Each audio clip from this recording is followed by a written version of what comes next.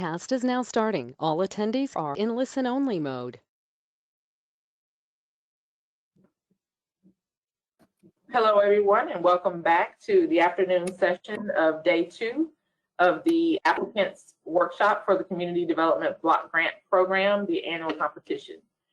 I want to go ahead and kick it off by welcoming back Glenn Misner, the Director of the Office of Neighborhood Stabilization. He's going to speak with us this afternoon about the Revitalization Area Strategy Program. So I will turn it over to you. Well, thank you, Kim. And for those of you who were in my session before lunch, thank you for your attention. And hope you had a good lunch.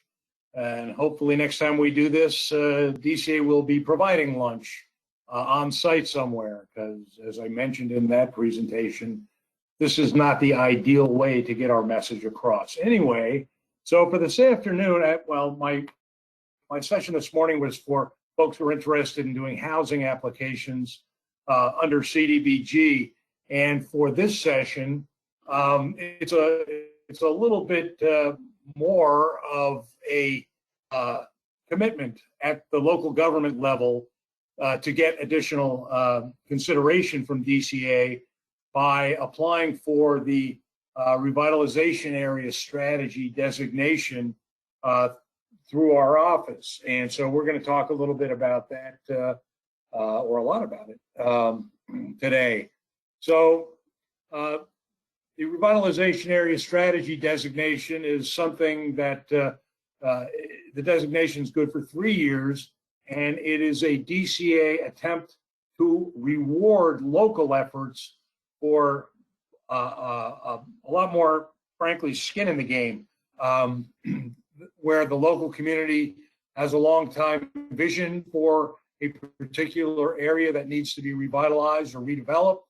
It has a well-defined area that includes comprehensive activities, has grassroots involvements from area residents, as well as commitment from other funding partners and documented commitment for investment partners and stakeholders in the community as well.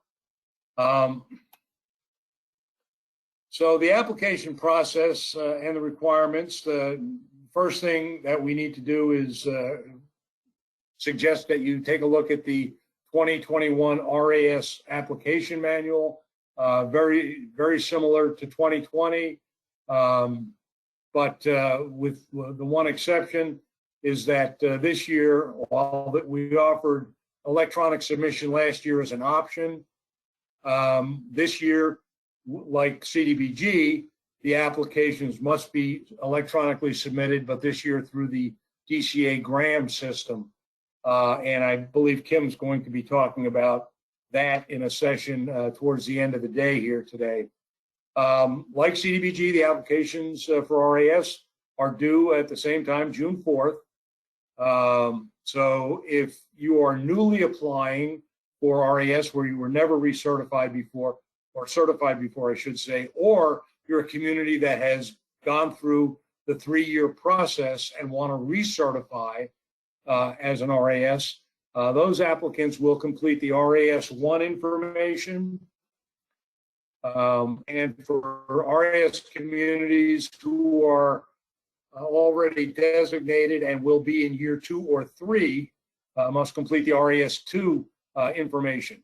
Both of these applications require significant narrative and documentation as part of the process.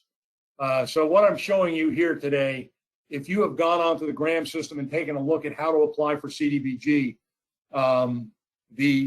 the screenshot you're viewing here is towards the very end of the first page of that process. You filled out who you are, who's applying, so on and so forth, what you're applying for, and every other thing. And towards the very bottom, the way to access the RAS application in Graham is that you must check, in this question, request for exception to every other year rule. You must check the yes block. And regardless if you're going for more than one exception type, which I believe the system will allow you to do, in order to access revitalization area strategy, you have to check that block. And once you check that block, the RAS module for applications will appear on the subsequent pages. And I'm not going to go too far beyond that, other than the narrative section. You are able to copy and paste things that you've written for narrative into the blocks where that information is requested, and you'll be able to upload maps, other documentation, files, letters, and those kind of things as well in this module. So that's we're kind of testing the waters with this year. So hopefully it'll be fairly intuitive and easy for you to accomplish. Anyway, so the process to maintain RAS designation for those folks who were designated last year or this year, but are not applying for CDBG this year, we have not developed the process for how you're going to submit that process or that information to us. We will be in touch with you. We have seven communities presently designated as RAS. And again, for those that are applying for CDBG, the process I described on the last slide was the way to get in. For those who are not applying for CDBG, however, but still wish to maintain their designation, which we highly recommend, we will figure that out over the coming weeks and let you know well in advance of the June 4th deadline. So stay tuned for that, okay?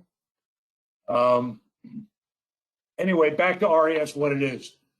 You know, again, it rewards local efforts by providing the 1 year, you can apply every year, the exemption to the sit out a year rule, as well as up to 20 bonus points for the annual competition. And those points are broken down in these categories where threshold's minimum. If you meet the threshold, you get 5 points. For local redevelopment tools that have been adopted by the community, should you have those or wish to apply for those, you can get up to 5 points. Investment partnerships, again, up to 5 points, and collaboration and collaborative efforts, again, up to the additional 5 points, totaling a possibility of 20. So threshold, let's talk about that for the 5 points.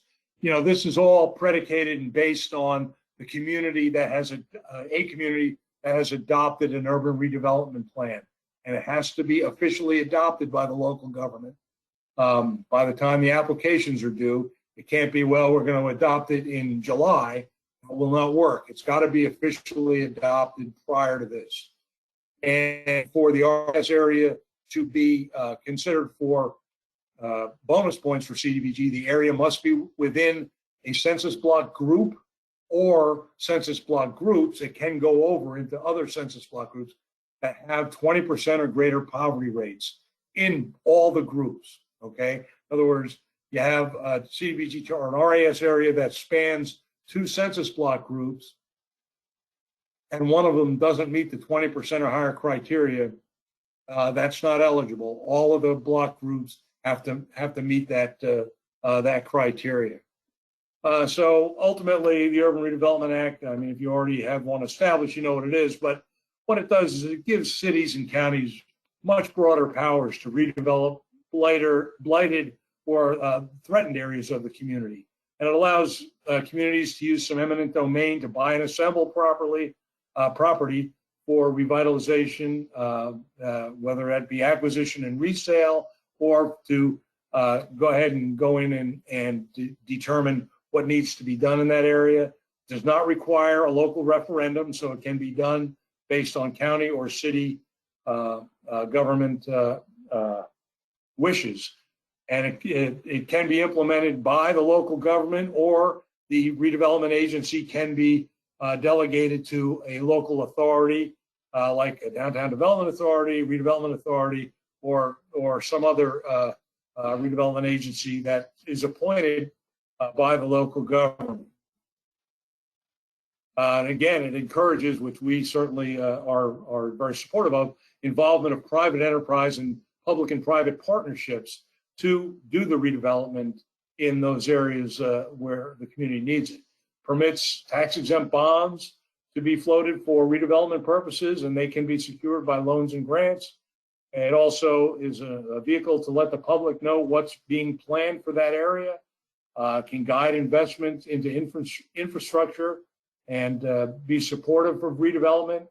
And it allows the city or county to negotiate variances and waive some zoning and development requirements in order to achieve the goals that they are trying to achieve through this urban redevelopment plan in the area. And again, it allows imposition of conditions more specific than existing land use regulations, and the conditions that are imposed through the plan will run with the property and can control development above other land use regulations. And you can include design standards, what you're looking to see as buildings or streetscapes, this kind of thing, and it also can be included in the plan.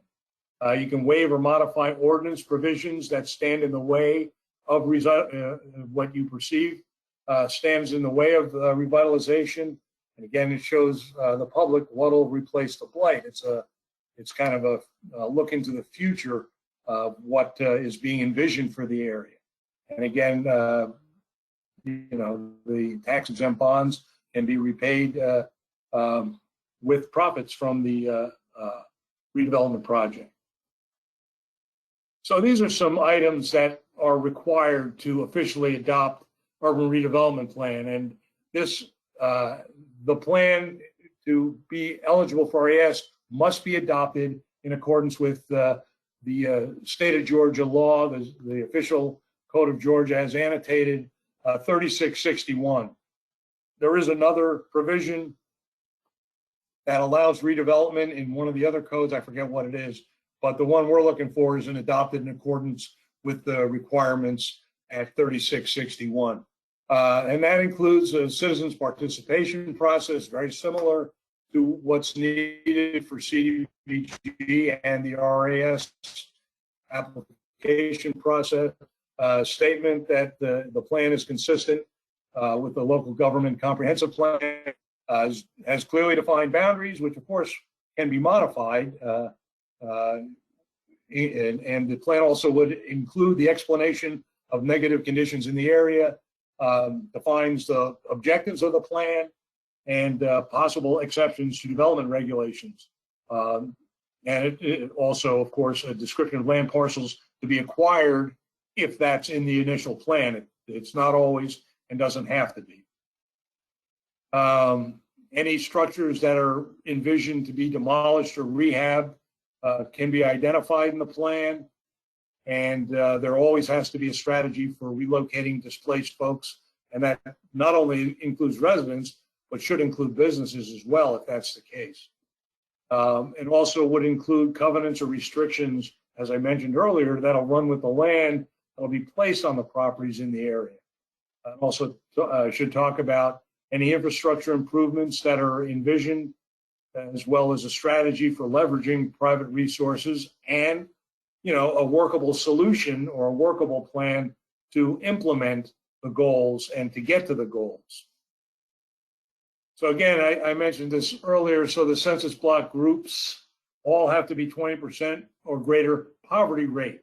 Now, this is a little different than what we use for CDBG to determine the area median income. The poverty rate is again, a federal rate that is kind of in stone for all 50 states, I believe, or at least the 50 contiguous states in North America. So again, make sure that you are checking the poverty rate as opposed to the income guidelines you use for CDBG. Obviously, the RAS must be wholly within the designated urban redevelopment area, and again, with the plan adopted under 3661, and the CDBG public participation process must be followed as well. And the hearings for both can be done consecutively. That's not a problem. And needless to say, in order to score points under the RAS designation, the CDBG target area must be wholly included within the RAS area, which is also included in the urban redevelopment area. And they can be 3 different geographies, as I'll mention in a few. And so again, we allow you to go onto our website and look at the ACS data that is in the mapping section of our website. And we will allow the use of any of the most 3 recent years that are covered to hit the 20% threshold. So I believe that what's up there now is 17, 18, and 19. In any case, there are 3 years of data available, and any of those 3 years are allowable for us to use. They don't have to be the most recent year. The reason that we will also use the following, we recognize the ACS data can be very faulty, especially in rural Georgia, because the samples that they use to determine the data are very, very small. If you believe that you are in an area that doesn't meet the qualification under the mapping tool, we do allow a local survey to be conducted. I'm not saying the local survey would be easy to conduct, but it could be done in accordance with the, DCA published Guide to Acceptable Survey Methodology that we published in November of 17. And I believe it's still Appendix C in the CDBG Applicants Manual. I certainly hope so. But anyway, if you have any trouble finding that, you can let us know. And if you are going to use that, the tool itself that you use, the survey, as well as the narrative describing how the survey was carried out, the analysis of the results, and the survey itself should be included in the RAS application. And again, as I mentioned before, the 2021 rate for poverty rates is included in the updated version of the RAS manual. And again, mapping requirements. We want to see a map of the local jurisdiction overall, bird's eye view. We want to see the map should include the census block groups, what you have designated as the urban redevelopment area outlined on the map. Within that should be the RAS area that, the RAS map should include individual plats within that boundary. And on that map should also be the CDBG target area for which you're applying. And this is basically a breakdown of kind of the background. The brown area is the census block group. The green area is the URA area that the local government has determined is their urban redevelopment area. It may be that the RAS area is a little smaller than that, and within that will be the CDBG target area. Now, there are places where all the geographies are the same, and that's fine. That works as well. But this is just an outline kind of as to what we're looking for, the 4 points. Again, the census block groups with 20% poverty, the urban redevelopment area, the RAS area, and the CDBG target area, all shown on a map. Okay, and as part of the RAS application, the property values of the RAS area must be tracked, and we get that information each year along with the initial application. It's also required to be submitted on the annual report for the first year and second year. And a copy of that spreadsheet must be submitted electronically, preferably as an Excel spreadsheet, so we can take a look at it and compare it to the previous years. And it's fairly simple, and the chart below shows what we're looking for. And again, please make sure the total is included at the bottom right there for all the properties. So let's talk about exactly what we're looking for now. Most of the discussion is going to be 2 areas. One, the narrative requirements for each of the 4 different categories that you can get points, as well as the documentation that's required. So for this one, for the threshold, for RAS1, and it's a little different for RAS2 in both those categories, but we'll go over all of it. So the application narrative for RAS1 needs to have a detailed description as to how the revitalization area strategy will be implemented. Okay, and that it would include activities that'll be undertaken in the area, and as well as how those activities are tied to the urban redevelopment plan that's been adopted. The local strategy that will be used to implement the plan. I already talked about the property values. Also, as part of the RAS1 application, we want to know the number of business and occupational license issued, if applicable. There are folks that, it's a purely residential area, and that's fine. There wouldn't be any of those, and that's acceptable as well, as long as it is a completely residential area. The number and value of building permits issued, and that's an indicator to us as to, what's going on in that area. In a lot of these areas, of course, there's no activity along those lines. What we also want to know in the narrative are what opportunities will be available for economic development improvement and opportunities for economic empowerment to the residents of the revitalization area and the folks that live in these areas. We want you to try to anticipate any problems that may be encountered, and we also want to see photos of the conditions that you're describing in the area. Part of the urban redevelopment plan is that you have to declare blight in the area, and so we want to see the photos that are illustrative of those conditions, as well as kind of general photos of the area, kind of what's going on. Okay, so for RAS2, under the threshold requirement, we want a detailed description in the narrative of how the revitalization area is being implemented. So, in other words, RAS2 means you've had this for at least a year, maybe 2 years. We want the narrative to tell us what has happened, what's been done in that past year or two, and exactly what has gone on, and so what activities the local government has undertaken to revitalize the chosen area. And that should include a description as to how those activities are tied to the urban redevelopment plan, and documentation of those results should be included.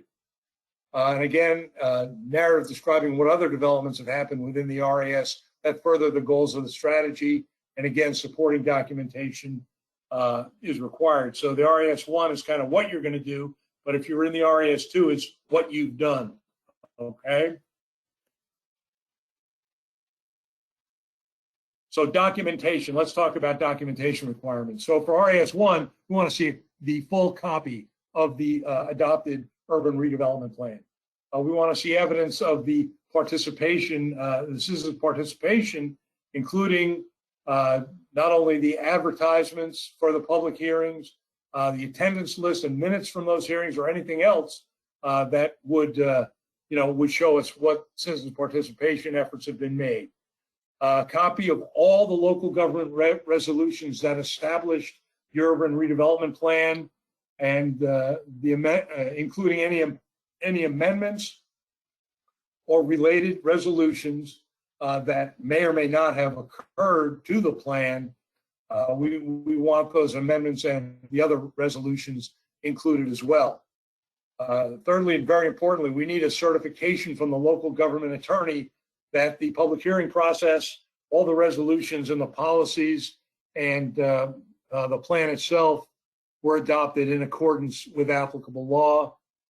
Without that, we are going to reject the application. And again, if you adopted the plan, let's say in 2010, and you have an attorney certification from 2010 that it was all done in accordance. However, you modified or amended the plan in 2015, we want to see that the attorney also blessed the amendment. Okay, is that? I hope that's clear. If there's not, ask me any questions through the chat box, please. And of course, the maps that I described earlier have to be included as part of the documentation for this. And again, back to the documentation requirements under RAS 2. A copy of any amendments that may have been made in the last year or 2 years while, after this thing was initially designated. And again, must include the attorney certification that the plan was amended in accordance with 3661. Documentation of the supporting activity undertaken that you've described in the narrative. And again, the number of business and occupational licenses issued if applicable, the number and value of building permits, and hopefully, there's been some activity in the area. Updated property values, so the current year's tax ledger should be included. And again, please include that as an Excel spreadsheet in the uploads that you attach to the application. So the next category, you can get up to 5 points for local redevelopment tools. Again, this is not mandatory. This is something community may choose to include or may choose to request points for. And what these are locally adopted tools designed to target investment for or programs that encourage redevelopment into the RAS area. And that could include, and again, these are not limited to these, but local tax allocation district, community improvement district, business improvement district, enterprise zones, opportunity zones, land banks that are approved for the community, or other locally designated, geographically targeted strategies that do further the goal of the urban redevelopment plan and the strategy. So again, the application requirements for RAS 1 is, for the narrative requirement is, the narrative for this section must describe in detail how the tools will be used to directly benefit the RAS area. If, we have an opportunity zone on the other side of town, isn't really doing much for the RAS area, we're probably not going to consider that a real benefit to the RAS area and the goals of that. So, again, the narrative for that section should describe in detail how the tools will benefit the RAS area directly. And documentation, of course, is the documentation of the official adoption of all tools claimed, resolutions, ordinances, charters, agreements, whatever. Okay, and so that should be what's documented for the RAS 1. Now, again, for RAS 2, you've already been designated for at least a year, maybe 2. So the narrative requirement in this section is going to describe what tools were used over the past year and how those tools contributed to the revitalization of the RAS area. And documentation of that would of course include, where possible, any benefits derived from the use of the claim tool. Company or agency letters documenting benefits gained by use of those tools is certainly one of the things that we would want to see. Now, in the case where during the past year a new tool has been adopted or proposed, you would need to go back to the requirements of the RAS 1 application and full narrative and documentation for those new tools. I hope I'm being clear about this. In other words, if you didn't have a land bank when you were originally designated, but you developed one and you've begun that process of using the land bank, we would want to see all the resolutions and everything else that created that, as well as narrative as to how it's going to be used. Okay, again, next category is investment partnerships. Again, up to 5 points. So these are folks that are going to be putting money into the area through revitalization, residential improvement, social service funding programs that are directly going to benefit the folks that live in the RAS area, job creation or retention programs that folks are going to be able to access and use, and some again examples, but not these are some examples, but they're not limited to this private developers that are going to be coming in, working in the area, any public programs chartered by the state, GHFA, folks that are going to be using any of the GHFA tools available, any of the U.S. Department of Treasury tools, Small Business Administration, USDA. These are all potential partners for investment into the RAS area. And again, what we would want to see is the documentation from these folks that they're going to be working in the RAS area. Other examples, the Federal Home Loan Bank, Tennessee Valley Authority for those communities in North Georgia that are covered by the TVA, any investments from HUD or the Department of Labor, any programs that are addressing unemployment, that kind of thing. Habitat's always a great partner for these kind of programs, as is the Fuller Center for Housing, or any other nonprofit organizations that is committed to the redevelopment in your area. So again, the narrative for this category should include in detail the roles of the investment partners and how those investment will be used to benefit the RAS area. And documentation for that would be obviously correspondence signed by authorized individuals on letterhead from any of these companies or nonprofits that are going to be participating, and we want that to show us a firm long-term commitment to the area as part of the RAS strategy. For RAS 2, again, narrative section for this would be details as to what has happened, what has the investment been over the past year or 2 years, and how their investments have been used to benefit the RAS area, and documentation of same should be included. And again, documentation from the partners on their letterheads confirming investment in the RAS area.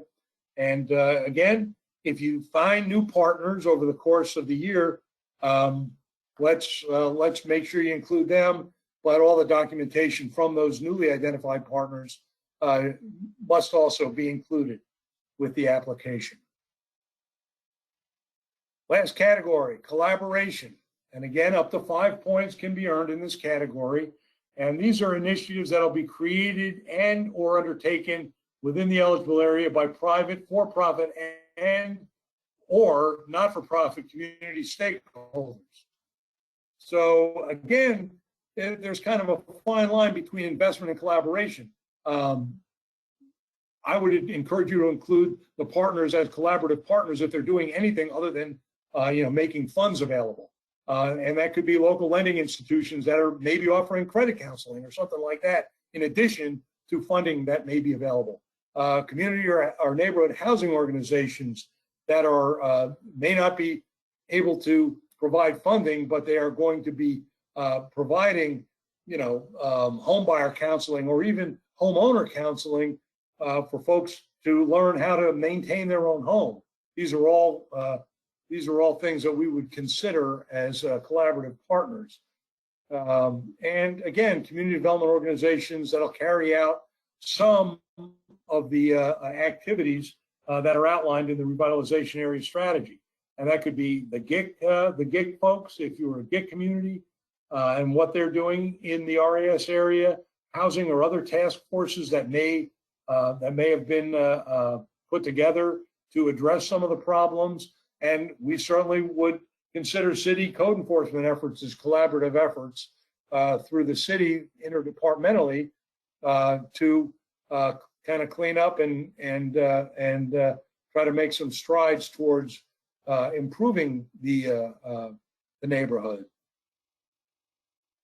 And again, credit counseling, home buyer, homeowner classes, housing expos, senior expos, cleanup campaigns, junk roundups, any formation of neighborhood associations or neighborhood watches, any food pantries, boys and girls clubs, or after school programs that are available to the residents of the area, summer youth mission groups that, may come out and do some handicap folks, or home improvements for seniors, these kind of things.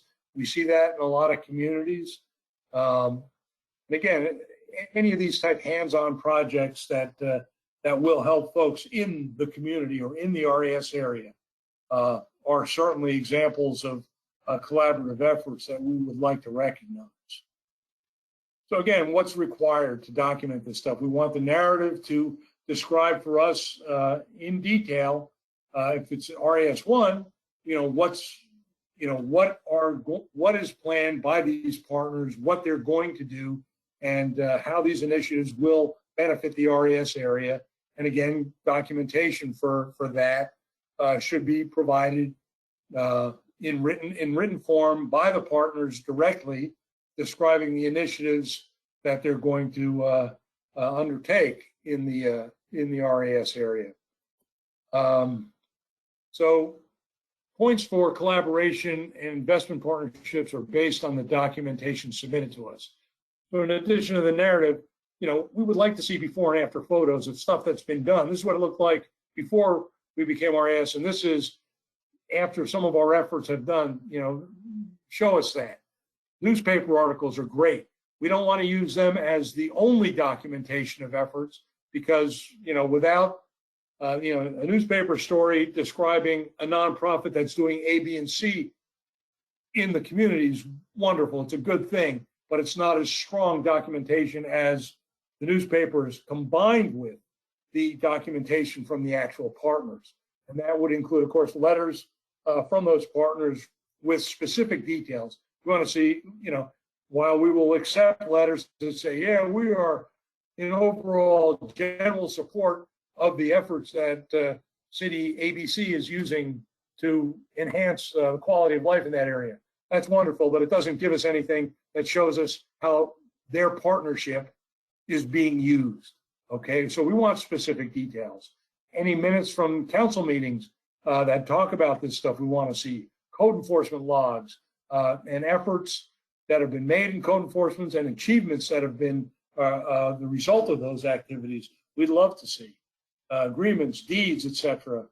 Grant award letters. If you've got a CHIP award that you're going to be using in the RAS, let us know, because we'll certainly consider all those kind of things for the efforts being made for the RAS area. So the RAS rewards, ultimately, and you can apply for CDBG every year, provided the project that you already have funded meets the timeliness criteria, which has already been gone over. You can get up to 20 points on a CDBG annual competition, which 20 points can be huge, considering a lot of our competitions, decimal points of bonus points have been the differentiating line between the funded and the non-funded. 20 points can be huge. If it's part of a housing application, not only do you get up to those 20 points, but you're already getting the 10 bonus points in the annual competition. So, these can be huge. And again, the designation is effective for 3 years, and you can certainly reapply. However, let me say that during the 3-year period, we will not allow any amendments to the RAS boundaries. We will only allow an amendment to those boundaries after the 3 years and a renewal application is submitted. And again, if that's unclear, please ask questions either today, or give me a call, or shoot me an email. I have no problems with that. Okay, and again, electronic submission of RAS applications is mandatory through GRAM if you're applying for CDBG in this round. And the RAS2 information for those that are not applying for CDBG, we are going to try to establish a methodology for submitting that information to us in the very, very near future. And again, the GRAM applications, as well as the RAS2 for non-CDBG applicants, that all has to be received at DCA by close of business June 4th. Any questions, please give me a call. And I may or may not be in the office. Leave me a voicemail at that number if needed. I will return your call, or shoot me an email at the DCA email address. And that brings us to the conclusion of the RAS presentation. So, Kim, any questions? Yes. No, sir. We do not have any questions in the questions panel, but I will allow participants to unmute. See, that's how and comprehensive a presentation. Either that, or there's no one out there listening to this, and I have no way of knowing. But please, again, in the future, if any of these questions come up, feel free to give me a call. Feel free to shoot me an email, and we're happy to discuss. Oh, I heard one. That's me, Glenn. Okay. RAS What a surprise. I know, but I always submit mine on the grant application day. But can I submit it before the grant application due date? That's a very good question. And I don't know if the system will allow that, because Okay. it's going to have to be submitted with the rest of the CDBG application. Okay. So my initial thought is probably not. Okay. I just wanted to double check. RAS too, if your community is not applying, Yeah. once we figure out how, we'll accept that before the deadline. That's as good Okay. as I can get it. All right. Good Good to question. talk to you again. Go ahead. All right. Thanks for that, Glenn. Are there any other questions?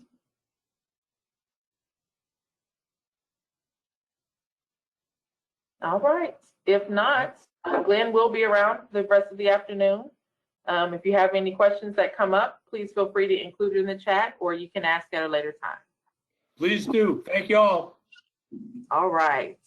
We will now segment to our economic development and our set-aside programs presentations, where Janera Byron, who is our economic development consultant, she manages our set-aside programs for the employment incentive program, the redevelopment program, and the ITAD program, as well as Caroline Luce, who is our revolving loan fund program consultant. So both of them will speak with you this afternoon about these programs, and I will go ahead and turn it over to you, Janera. Thank you. Thank you, Kim. Can everyone hear me fine? Yes, you were a little muffled, so just speak up a little bit more. Okay. Can you hear me better now? Yes. Okay. Good afternoon, everyone. Again, I'm Janera Byron. Welcome to the Economic Development session. I will be providing information on the Employee Incentive Program, the Redevelopment Program, and the Immediate Threat and Danger Program.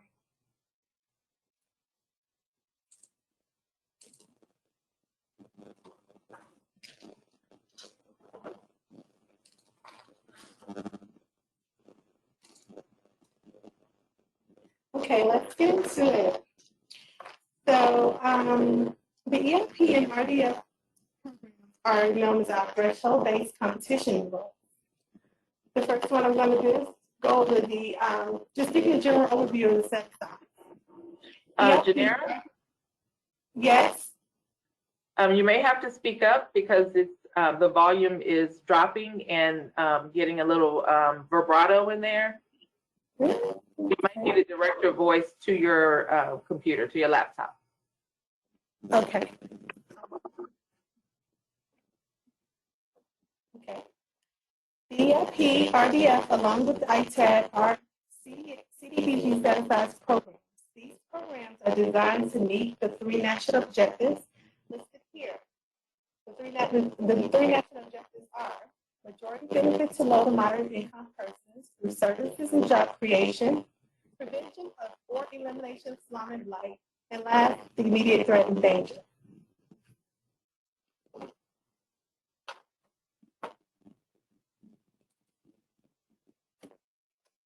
As Kim mentioned yesterday, the 2021 HUD applications have not been released, but above is a table that gives you the general consensus of what's going to be awarded. As you can see, of the $40.1 million awarded from HUD, we have $6 million set aside for EIP, $1.5 million for redevelopment, and $500,000 for immediate threat and danger. To date, we have 2 EIP applications in-house. We've issued 2 PACAs and $1.3 million. In regards to the redevelopment program, in-house we have 1 application and we've issued 1 PACA in the amount of $750,000.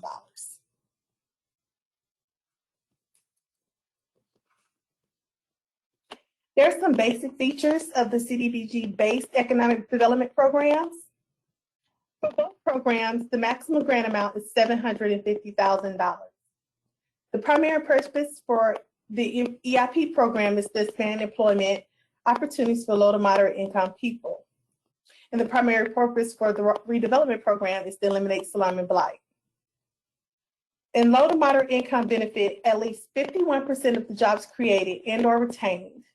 And for eligible uses for both economic, for the EIP and for slum blight is for public facilities, infrastructures, and business loan for EIP, and the elimination of slum and blight for RDF.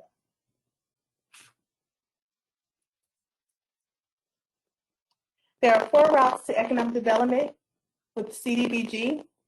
The first is Employment Incentive Program, the second Redevelopment Fund Program, the third is the local revolving loan capitalized by your CDBG economic development, EIP, and RDF loans.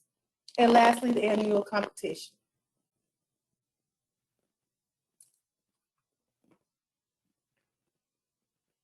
This chart is ideally the organizational process of EIP or RDF project.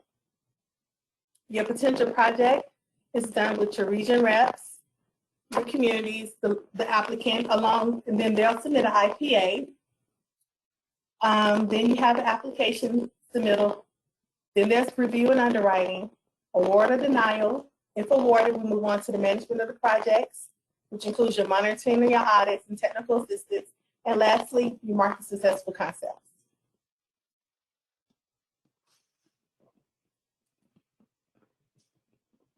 Let's dive deeper. What exactly is an IPA? It is the initial project assessment.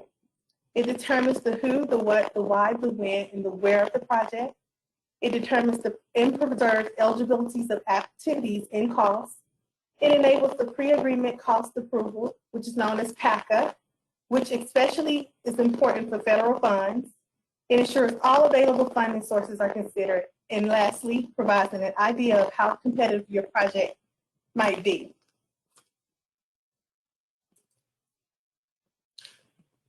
What happens after I submit an IPA? DCA reviews the IPA and issues or denies a PACA. If a PACA is granted, it establishes the point from which costs are eligible and promotes efforts to address federal requirements. The PACA gives the communities 90 days to submit an application for EIP funding or RDF, and a PACA expires 1 year from the date of issuance. Communities prepare and submit applications for DCA review. If the application is incomplete, the applicant was notified in writing of the items needed to allow for a competitive application. The applicant is also notified in writing if the application is complete.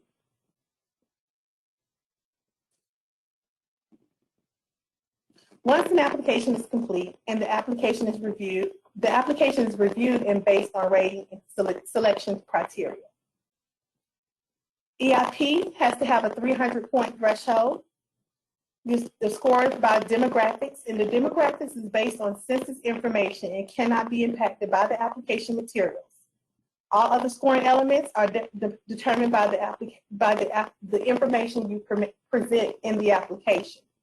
The application materials and supporting documentation impacts the overall score. But we're going to score for the EIP. We're going to score the demographics. Well, that's an automatic score, can't be impacted. You have feasibility, impact, strategy, and match. For RDF, it's a 375-point threshold. And again, we're using demographics. feasibility, strategy and innovation, and leveraging additional resources.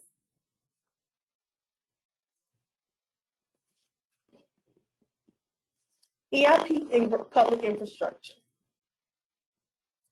DFP grant eligible activities are public facilities, public infrastructure, acquisition, construction, and or rehabilitation of water, which entails lines, tanks, wells, treatment plants. Sewer, which entails gravity lines, force mains, pump stations, treatment plants, land applications, spray fields. Roads, that entails access, turn lanes, acceleration and deceleration lanes, paving. You have stormwater draining, that entails ditches, pipes, culverts, ponds. Rail spurs, that entails switches, excluding the mainline switch, track base, derails, stops, and for others, an eligible activity could be a wastewater pretreatment plant. The EIP grant ineligible activities listed to the right here are working capital, refinancing, speculative projects, capacity building, general conduct of government, projects not meeting the federal guidelines, and using federal funds to relocate businesses.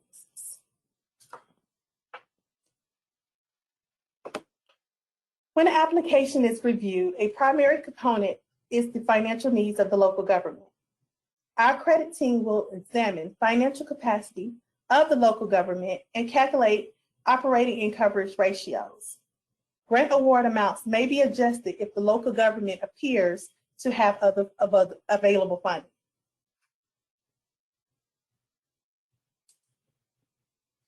EIP loans and grant for for-profit businesses. So the EIP direct loan eligible activities are acquisition of land and buildings, new construction, renovation of existing buildings, acquisition of machinery and equipment, and limited soft costs. EIP direct loan ineligible activities are working capital, capacity building, refinancing, inventory receivable financing, speculative real estate, relocation costs, office equipment, small tools, supplies, and general conduct of government.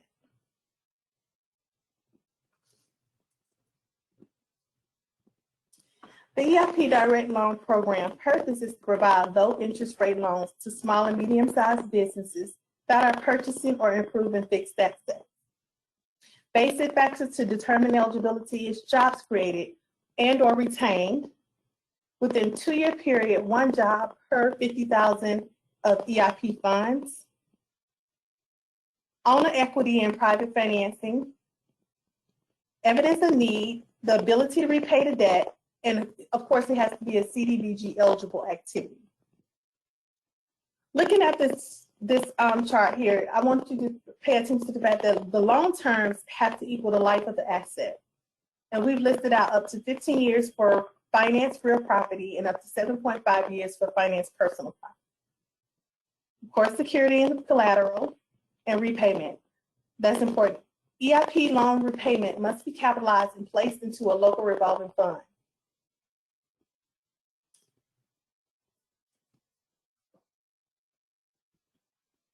Redevelopment Fund Program. The Redevelopment Fund Program encourages communities with blighted properties to focus on long-term community development. Projects must demonstrate the following: resolution of spot and area basis blight, long-term planning and development efforts of the community, significant impact on the overall project, strong community commitment, ready to proceed and be completed within 24 months.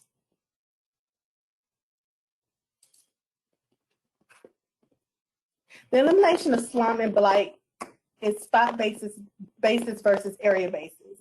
Spot basis activities are limited to the extent necessary to eliminate specific conditions detrimental to the public health and safety. And area basis is activities are delineated by a unit or local government and meets the definitions of blighted, deteriorated or deteriorating, or slum area under the state and local law.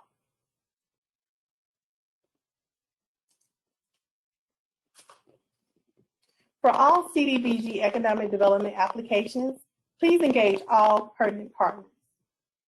The Development Authority cannot be an applicant, so there needs to be a local government contact.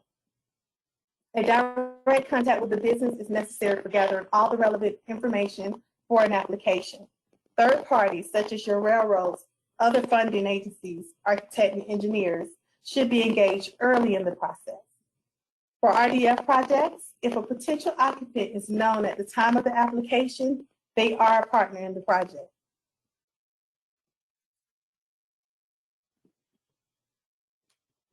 What we are seeing with EIP and RDF application submittals are a lack of sufficient documentation. Within the personal financials, our credit team will need multiple years, and their analysis might require requesting additional materials. We ask that you plan your application and implementation timelines accordingly. Source and committed funds, insufficient PRs and PARs. For do nothing is not a viable alternative. It is an existing condition, so we ask that you provide your alternatives as well as estimated costs, even if not chosen. Insufficient evidence of slum and blight. If the level of blight is not evident from photographs, we ask that you fully document the other conditions which contribute to the classification. Also, area blight needs to include documentation pertaining to the total area designated. That will include other buildings and deficiencies, occupancy level, a map of the area. Failure to disclose potential difficulties such as conflict of interest, acquisition relocation, environmental concerns. So, in regards to environmental review, it has the greatest potential to derail the project. Company timelines are a critical part of the discussion early on in the process. We ask that you keep in mind wetland issues and begin the environmental process as soon as possible. Deficiencies in administration, such as Davis-Bacon surveys, interviews, and wage rates, and lack of communication between engineers, administrators, and the community.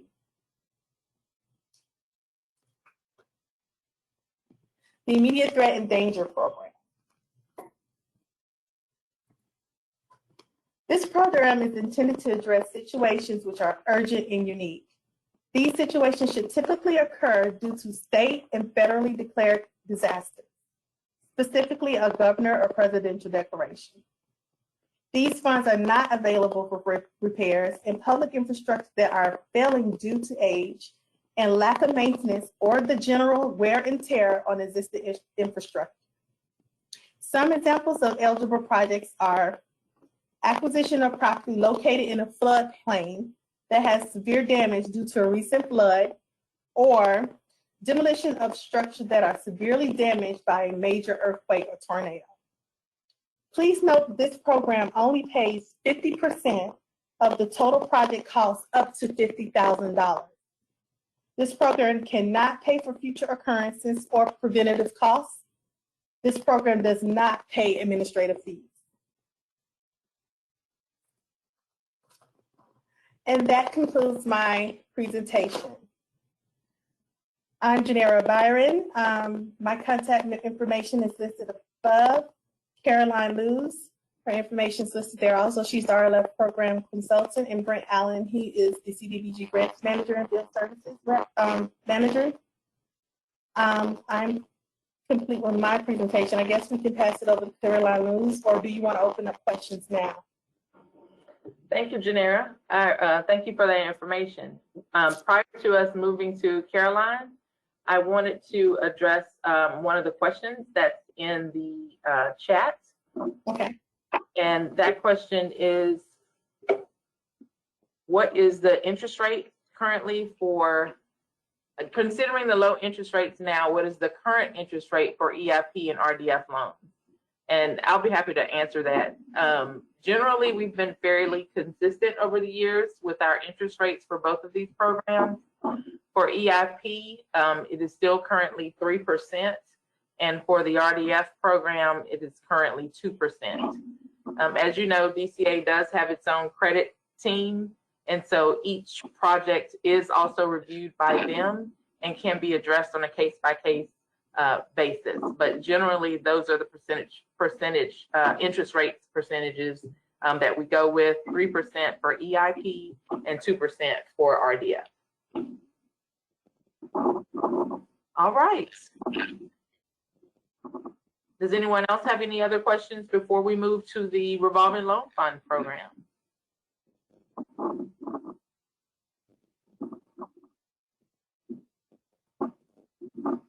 All right, we'll turn it over to you, Caroline. Am I unmuted? Hopefully? Yes, you are. Okay. Yes. Didn't want to start talking and then have someone tell me I was muted, 30 seconds in. So, hi everyone. I'm so excited to be here. This is my first chance as coming to you in the applicants workshop as the RLF program consultant. Previously, I've been here since April, so almost a year now. Previously to this, I worked in another position in DCA, but I'm so happy to be in the CDBG world now, and wish that we were meeting face to face, but hopefully in the future we will be able to do that. I'm just going to quickly talk about my program, the revolving loan fund that I help out with, and yeah, talk about what we did this year. Just some brief overview of the RLF program if you're not familiar with it, and then we'll just wrap up with questions. So should be pretty quick. Let's see.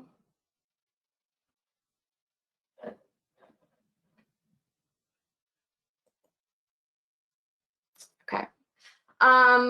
So yes, the RLF program, for right now at least, we have 59 active RLFs throughout Georgia. So those are different communities that have an active RLF willing to loan out money and have some funds in there and all of that good stuff. We have about almost 34 million in assets. The breakdown of that is about 11.5 in cash and almost 20 in loan receivables. There's a little extra there in assets that I didn't list. I'm still getting in semi-annual reports, but we had 13 loans so far that I know of that were made in 2020 as of Wednesday. Most of them, not surprising, were working capital loans. When we think about 2020, we know that the year has been really difficult with COVID. Some small businesses, smaller communities needed some a little bit of working capital cash into some of their small businesses. So we're so happy that we were able to see some of those funds go to businesses so that they could, stay afloat in what was a hard year. We had many more approved that are just waiting to be kind of seen on the books on my end.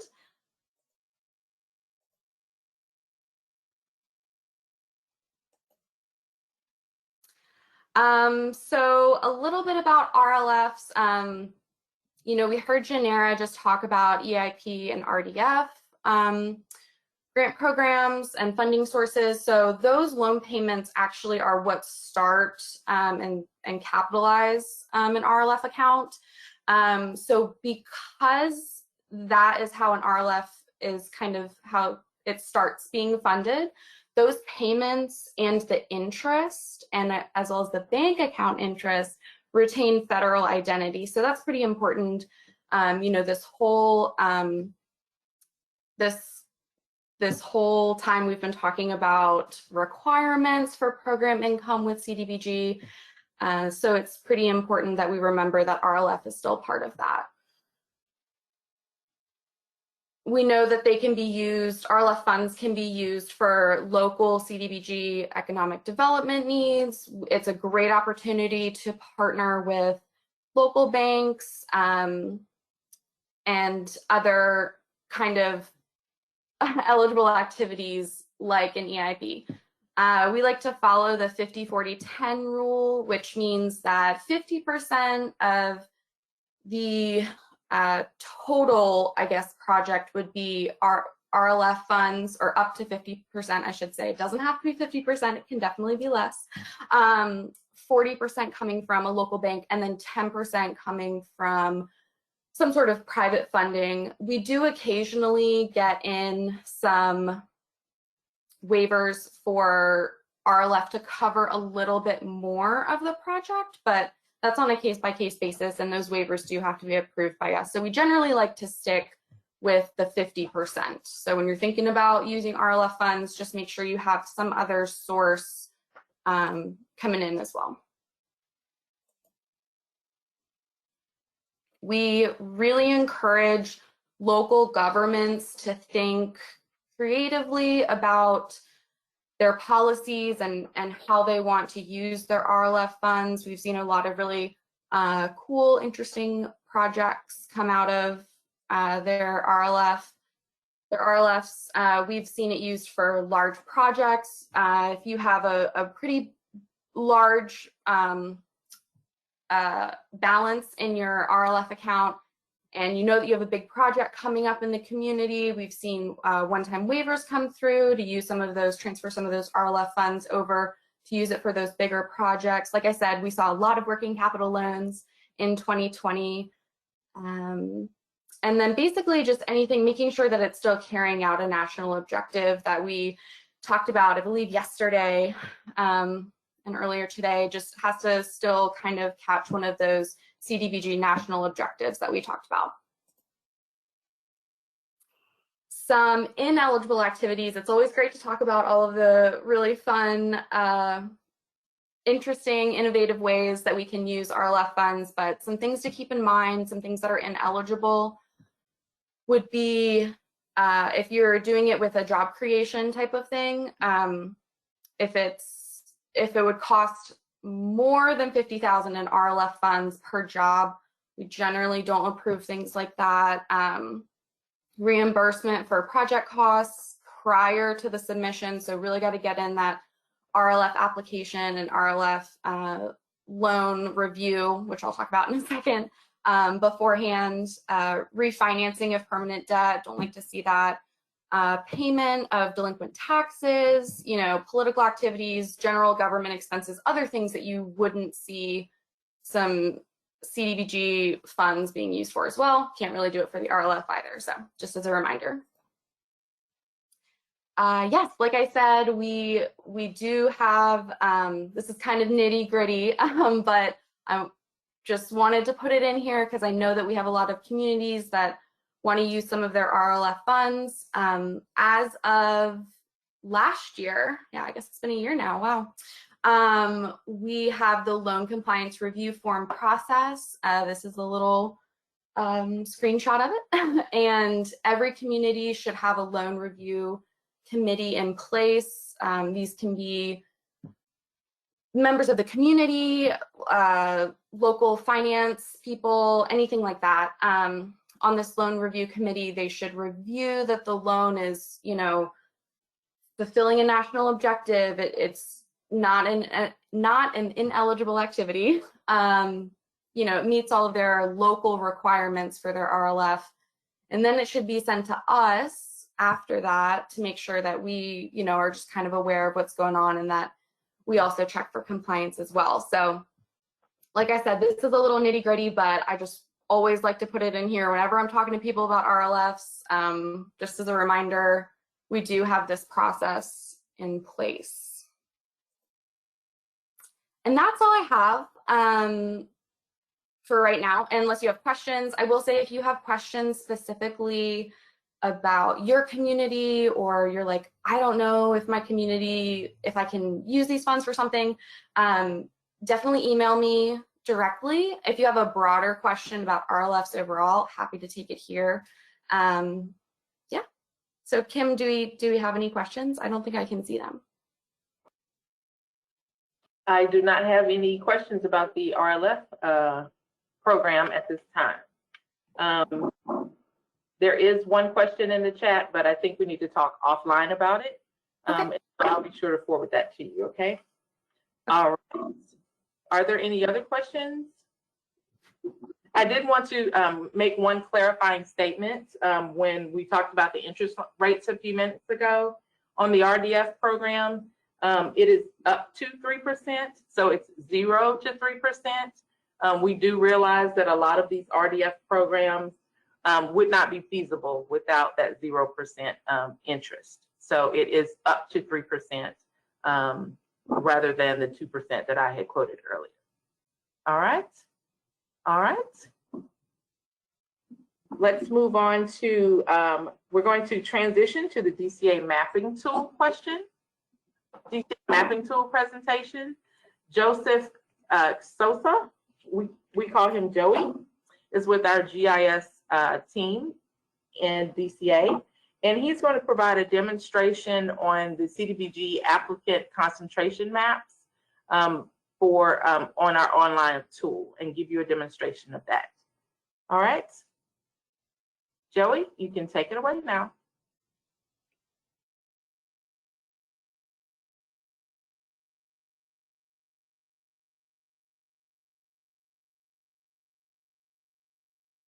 Joey, if you're speaking, we can't hear you.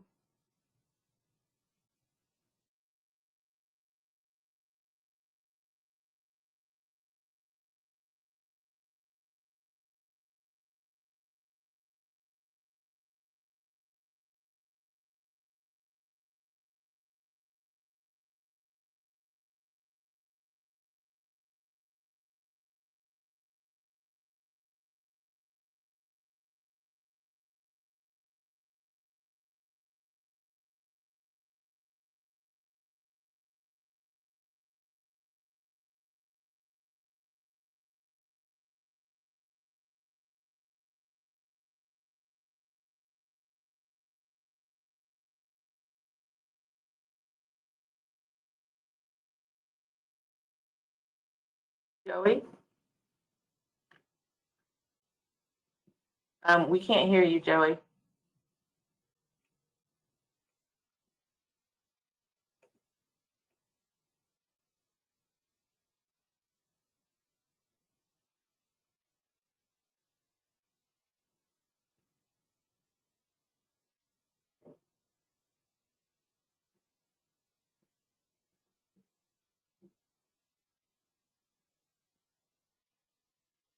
Joey?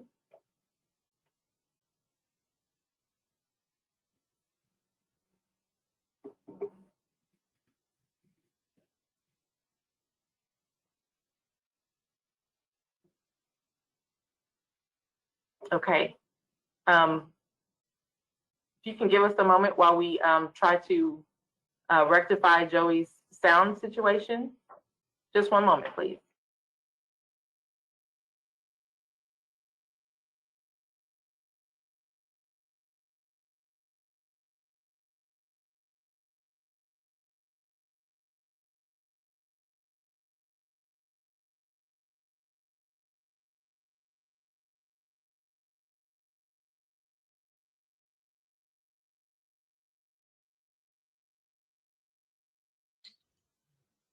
Hello, can you hear me?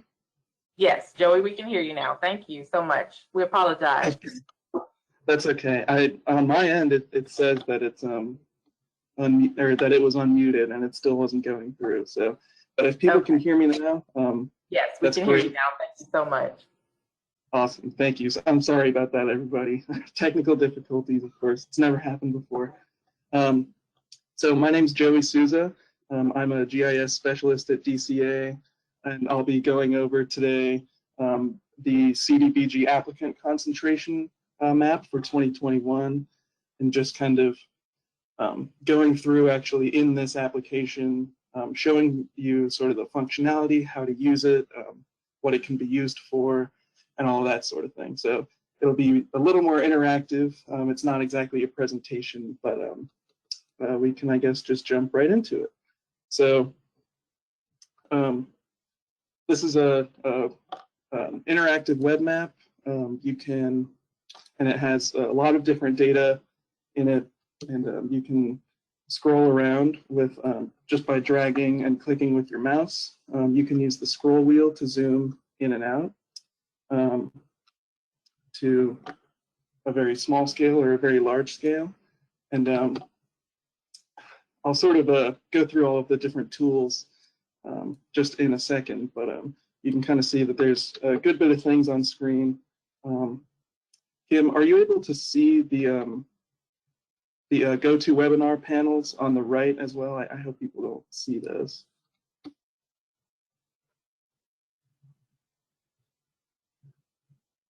Perhaps not. Okay. Sorry about that. Anyway, so along the top here, there's just a title.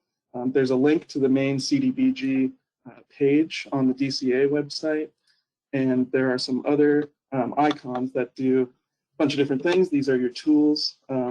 Like I said, you can scroll using the scroll wheel or drag around and navigate to your target area or anywhere on this map. You can also use these plus and minus buttons up here to zoom in and out. And if you kind of get lost, navigating around in the map somewhere, you can always hit the home button as well, and that will bring you back to the full state view. At this level, there's a lot going on, a bunch of different lines, a lot of gray and labels.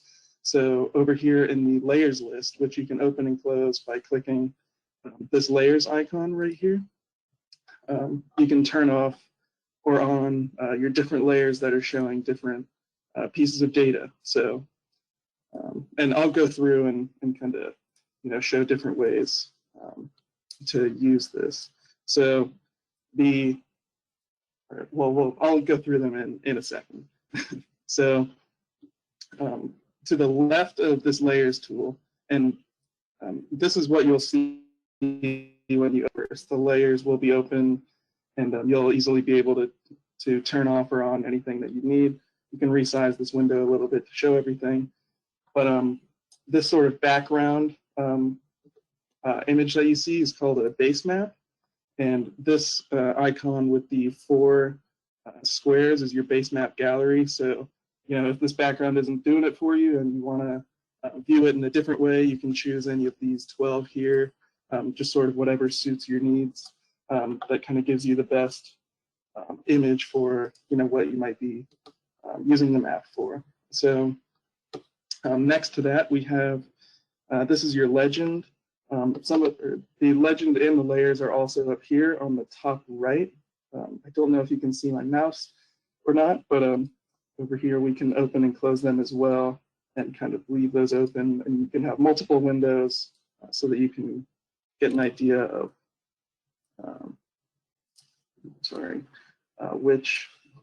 what information you're looking at.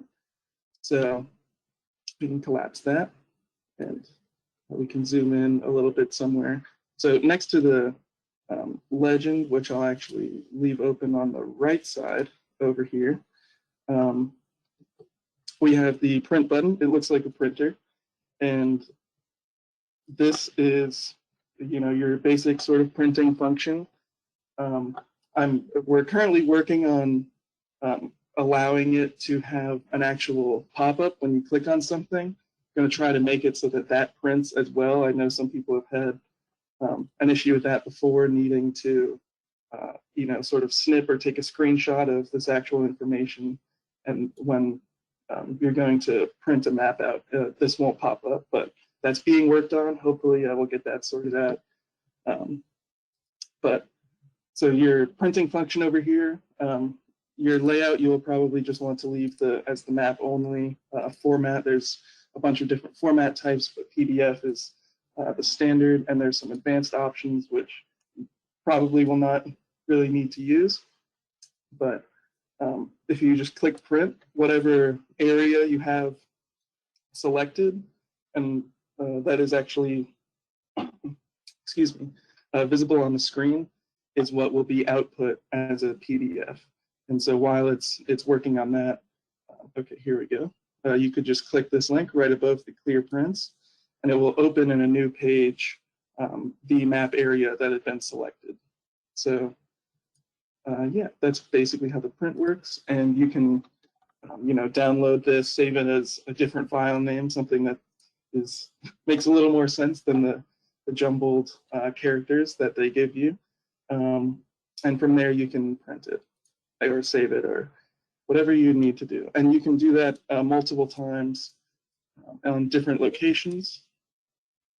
And it will just create a new one. And you could click elsewhere, do something, play around with some other tools, and it will still be working on it and come back and you can print that later. So that's the printing function. Next to that is a measurement function, which is very useful, that I've been playing around with a bit more recently. And this can do a few things. Probably the most useful thing that it can do is this button right here. It's for location. And if you click that, it will pop up a sort of drop down here. You'll probably just want to leave that as degrees. And this will to help you get a latitude and longitude for wherever you may click with your cursor. So let's say if we zoom down to Seminole County and, and we wanted the latitude and longitude of this point right here. If we click there, it will pop up and tell us that this is the latitude and longitude of that specific point, which is very useful. You could also, and if you wanted to, clear it, click somewhere else, it will change and update. But if you move around or go to somewhere else and come back, that point apparently does not remain there. I'll see if I can get that to remain there. But anyway, so I'll go back to the layers for a moment, because if we click on the home button and go back to the full screen where we see everything, there's a whole lot of data and you can't really discern much of it. So let's turn off, some of these layers to just look at the topmost layer, which is the block groups. So this layer is on top because it houses and it represents all the data that you should need by block group in one sort of pop-up over here. So you can see if you were to click on a specific block group, for example, this one in Camden County, it will tell you your housing deficiency data, minority concentration, low to moderate income, all in one sort of place on this layer. Now, these next three are purely just visual, so that you could turn any of those on or off or in any sort of fashion that you like to, and to kind of get the clearest picture for what you're trying to represent. So, but the actual data when it comes to clicking on a certain block group will only pop up if you have this topmost layer on, and that's why it's at the top, so that when you click on a specific block group, that's what you'll see. And you could zoom to that specific block group there. There's useful links in here, and that is about that. So more recently, we added in the LMI data for counties and cities specifically, which we hadn't had before, but it's just another tool in these layers if you would like to use that. And it will, any layers that you have turned on or off will pop up over here in the legend. So those grayed out are, for example, less than 50% LMI, and those that are green are the cities that are greater than 51% LMI. And the same goes for counties as well. There's a lot of data kind of packed in here. And that's kind of how layers work. Feel free to, play around and get familiar with how the layers and the tools work. Let's see. Oh, I skipped over the search bar, of course. So this is something that we added in more recently. If you were to just search for any type of address, you could already do that. For example, if we just typed in the address of the DCA building, and it finds it in Atlanta. We click that, it would take us right there. But what would be more useful for CDBG purposes is if you could perhaps search a actual block group ID. There's multiple ways to find a different block group ID. I had one saved over here on another page just as an example. So, you know, if you have the ID already and you wanted to go see, you know, where does this stand, or what is the low to moderate income or housing facility deficiency or minority concentration for that block group. If we turn on those layers and we just copy pasted, or sorry, we would, in this drop down, hope I'm not bouncing around too much. If you just select the block groups layer, it'll search for, and you can put in your ID into the search field, and it will take you directly to it. So I believe this one is in Glenn County, and so that's just one quick way to kind of get to a specific area. And you could also, of course, if you click on the drop down and go to all, you could search by address, or you could also put in the actual block group ID that way as well. And that is honestly about all there is to it. This icon here is just if you wanted to find your own location on the map.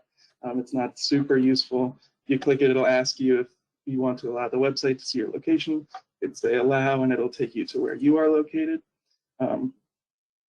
Also on the bottom left, this was something I actually discovered recently. If you don't want to use this measurement tool to you know, find the latitude and longitude, what you can also do is as you're moving around the cursor on the bottom left down here, it's kind of small. You'll see that it will always be telling you the latitude and longitude of where your cursor is. So I know a lot of applicants may go to Google Maps or something and, you know, find a target location and click on there and get a longitude or latitude that way. You could also use this for that. It might be a little easier here, kind of up to personal preference.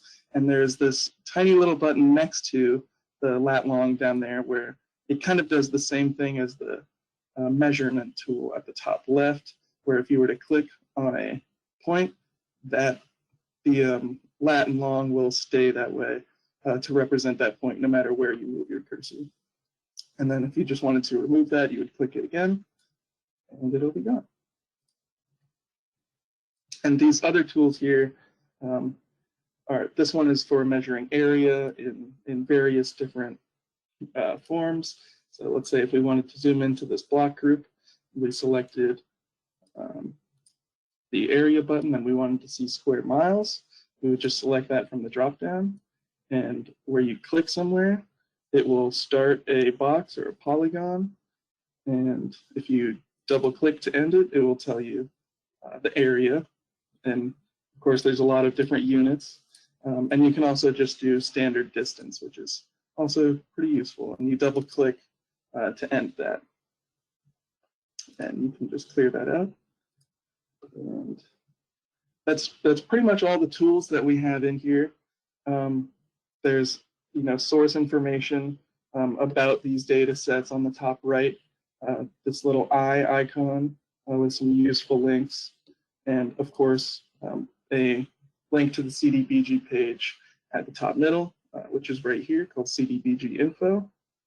And that is pretty much how to navigate our interactive map for the applicant concentration. So I think I could hand it back over to Kim. If there's any questions, please let me know.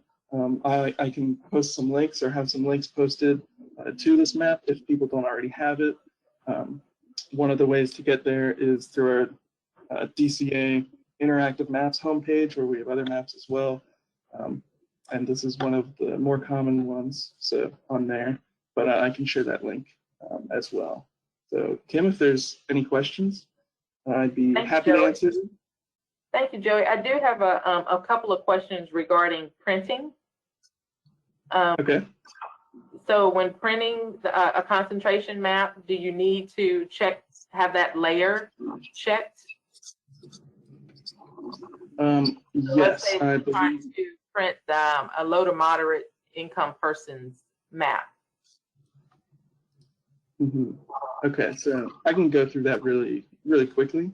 So if we leave, or just as an example, if we turn off the low to moderate income layer and we go to print this area, clear those, it will start developing it, and it will only pop up with what is actually being displayed on the screen. So here it will look pretty blank, but if we go back to our layers and select the low to moderate income layer, it will pop up. So yes, you do need to have that selected and to print.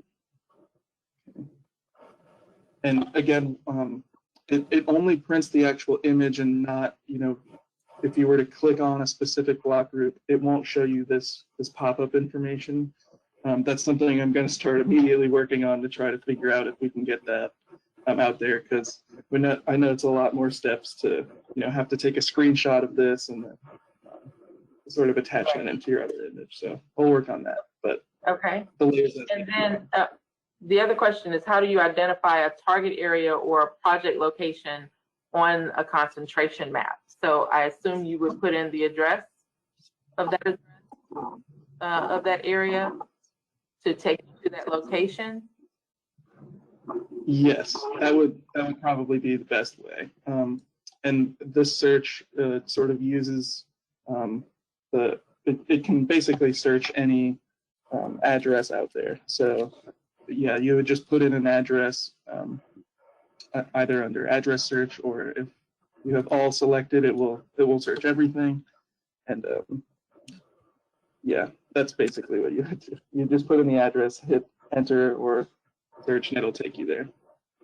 Okay, so you would enter the address, hit search, then you would select the appropriate concentration map that you're trying to print, and then use the print function, and it should show you for that particular location.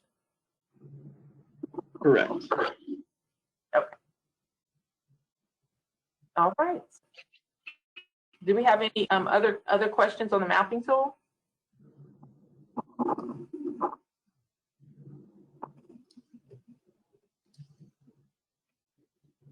Okay. All right. Thank you, Joey, so much. So we're now going to move to our last session for the day, which is the application portal for the CDBG program. And so I'm going to share my screen so that we can get started.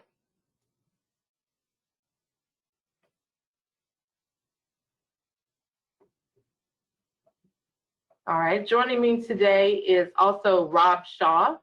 Rob is our process management specialist for the office. He wears many hats for our division, but one of them is also being our data guru. So Rob and I will partner together on this demonstration of the application portal, and he will point out a few things and assist me in answering any questions that you may have. So as you've heard, DCA has a new portal for accepting online applications. This will be for our any of our grant and loan programs that are hosted at the department, and it's being slowly rolled out. Currently, CDBG DR is online, as well as CDBG.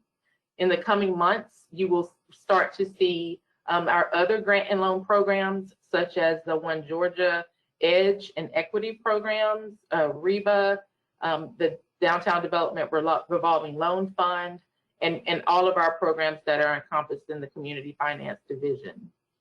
And so to get started, let's start at step one, which is coming to our website, as you can see here, at www.dca.ga.gov. And to get to our grant management system to apply for the Community Development Block Grant, you need to navigate to the Community Development Block Grant page. So that is listed under Community and Economic Development. As you scroll down, under Funding Programs, you will see first listed is the Community Development Block Grant. Once you click there, you will be taken to our main landing page for the grant. If you scroll to the bottom, you see this large button that says Grant Application, Administration, and Management. This is your direct link into applying directly for the CDBG program. So once you click it, you come out of DCA's website to the eCivis portal.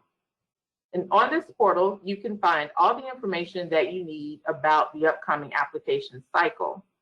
As you can see, there is an apply button here, which we'll discuss in a little bit.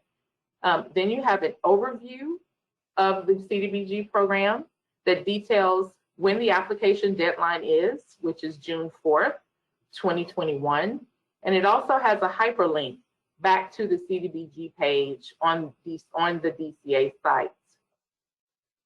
If you click on the eligibility tab, you see other additional information about eligibility requirements. As you can see, we have identified that the eligible applicants for the annual competition are local governments only. And then we have a listing of the entitlement programs, as well as who is eligible and who is not eligible to apply directly for the funding. Under the financial tab, you get an array of information regarding the funds that are available. The funds that are listed here currently is an estimation because, as we mentioned earlier, we do not have our allocation yet for the FY21 program year. But this is an estimation of available funds based off of our trends over the last few years. You'll see that the maximum amount for a grant is $1 million, and we will accept. We haven't currently awarded anything, therefore it shows it's not applicable, and it cannot calculate the average award size since the competition isn't over. But you do see that there are matching requirements, and then the matching type is it must be cash. So we spoke about that earlier, but it is summarized here to the right where it details the required grant amount, the required match amount based on the grant requested. The fourth tab is the contacts. If you have any questions regarding the CDBG program, again, you can go to our website, which has the link placed here directly for you, as well as send any information or questions to our cdbg.biz email address, as well as our physical address here at DCA. This files tab is the most important part of this solicitation. It includes all of the forms and all of the guides that you will need to apply for this year's annual competition. As you can see, the files are categorized by application. These are all the forms that will be necessary for the submission of the application. The budget criteria, this is the financial plan that Glenn spoke about earlier for housing programs. We have the RAS manual. The 2021 will be available later today, as well as the 2021 applicants manual, the appendices that accompany the manual, and the income limits that will be used for this round. Note that it does say home income limits, but keep in mind that the home income limits and the CDBG income limits are the same. Section 8 income limits do not apply. And so what I would recommend is that you download all of these forms into a folder on your desktop so that you can complete the forms and have them ready for upload into the actual system. Are there any questions before I move on to the actual online portal? I'll pause for a moment to see if there are any questions. Kim, right now we don't have any questions related to this topic in the question bank. Okay, thank you very much, Kathleen. All right, so we will move on and we will click on the apply button. When you click on the apply button, you'll be taken to the entry page for the portal. If you do not already have a portal account, you will use this create account button, the green button here. Once you click that button, you'll get a separate page that asks for general information, including your first name, your last name, and your email address, and you will establish a password. Now, I've already gone through this process, but you will note that after you go through this process and you click sign up, you will receive an email to verify your account. Once you receive that email, it has a link contained in it that you will click on to confirm your account. And then you will receive, see a message that says, congratulations, you have successfully created an account.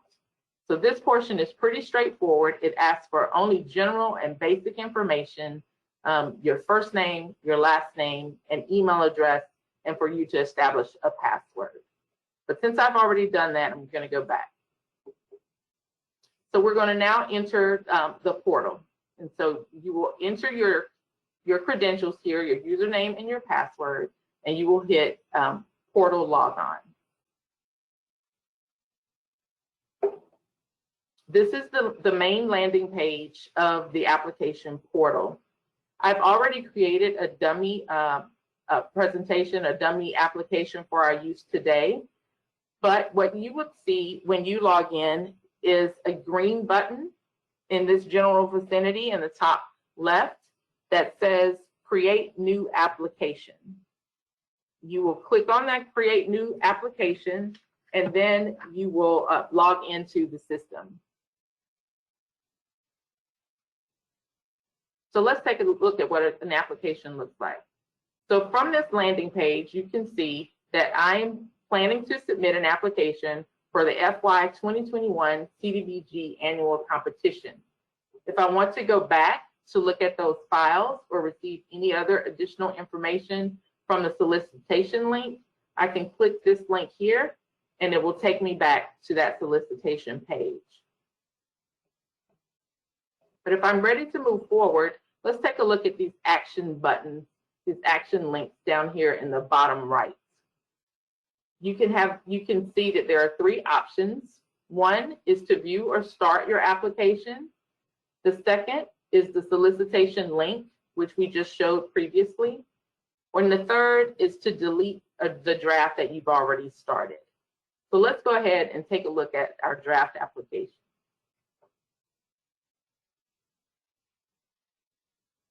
Once you get on this page, the first thing that you'll need to do is to establish your profile. Your profile, again, is basic information about the user.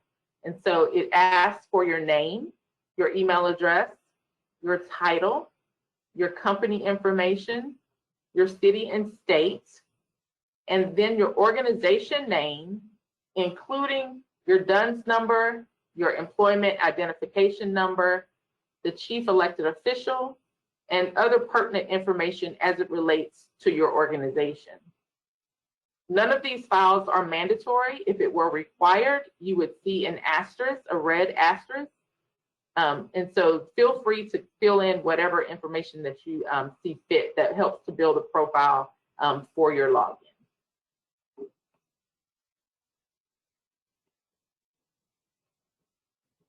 So I've started an application for the City of Dreams.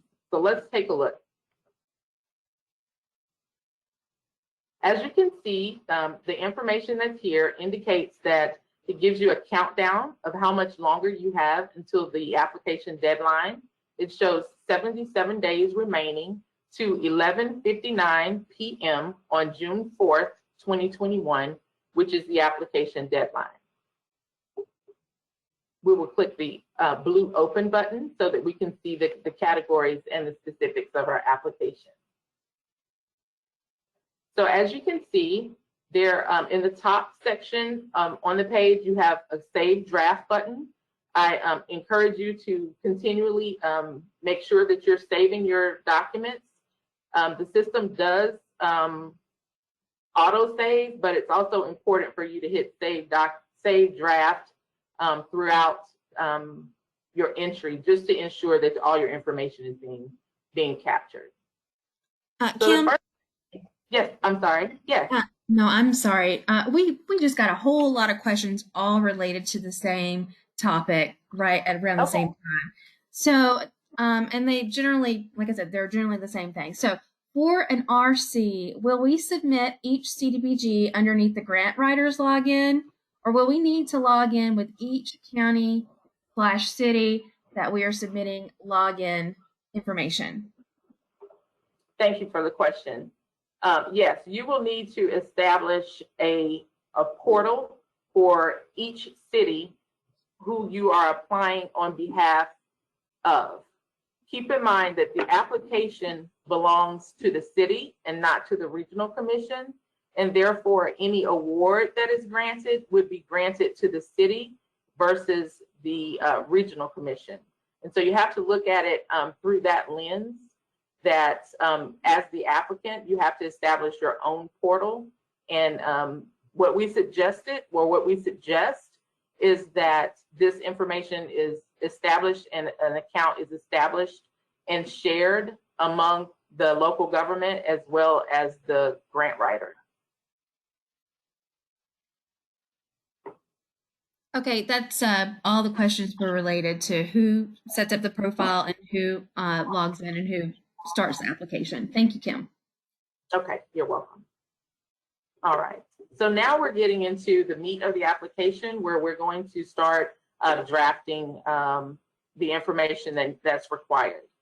So previously you had a form for DCA 1 where you entered in who was the applicant, all the pertinent information such as the census block group information, your DUNS number, the latitude and longitude of the project street address, the city, the county, zip code, those types of things. And so all of that is still captured, but it's not on a specific form that you will upload.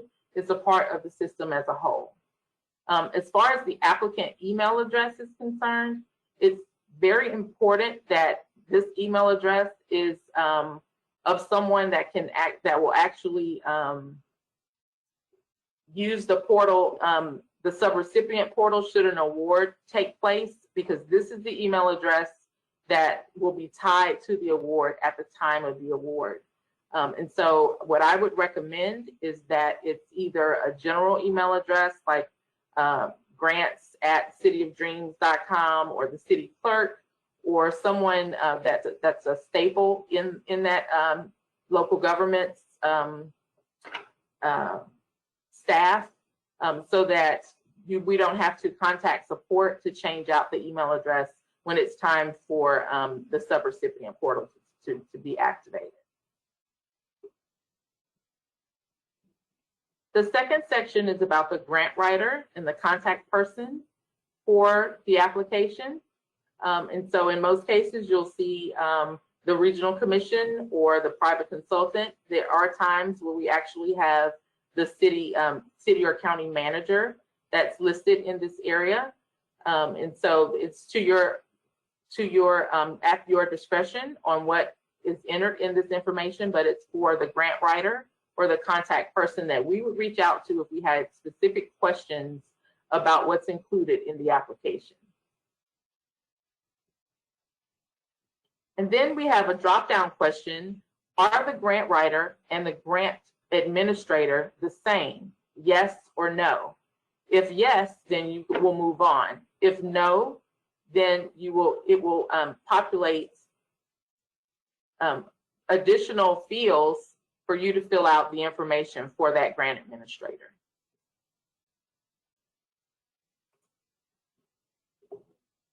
Are there any questions about the contact portion of the application? No, but we do have a question that is the portal separate? So is this application portal separate from the administration portals that the city county sets up? This application portal and the subrecipient module are different. If you had an award, you would go under My Awards. You can enter in this same portal. Your subrecipients, for those of you that already have an award and have set up subrecipient portals, once you enter in, you should be able to see the awards that you've already had listed under My Awards if you were applying for additional funding through CDBG. Okay. And then we did have a question pop up about contact. Should the client add the administrator as a team member, or will the client have to provide their login information to the administrator to complete the application? On the application side, you will need to share your portal credentials to submit an application. As a subrecipient, the local government would add the administrator as using the manage team member function, which is covered in our subrecipient training. So today we're only going to talk about the application module. That's it. Thank you, Kim. You're welcome. All right, and so now we'll lead into basic project information for your application. So as you can see, I've created a project title. For ease of use, I've placed the city name, so the applicant name, City of Dreams / housing. And so this would just be something that's easy for people to understand, or for you to understand as you're going through looking at the application, what you're applying for. But it could be anything. It could be, it could include the target area name in this title, but please ensure that you include the local government name in this application title in some way, so that once it's submitted, the DCA team can easily see where this application is coming from.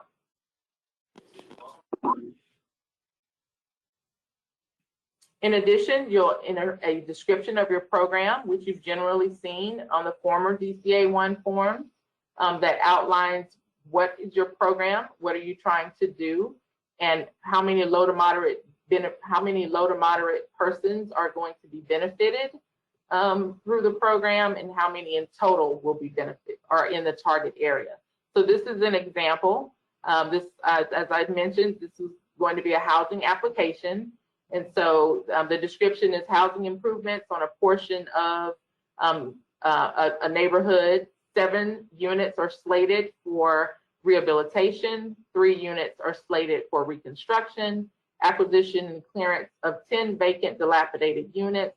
There are 118 people in the target area, of which 118 are low to moderate persons.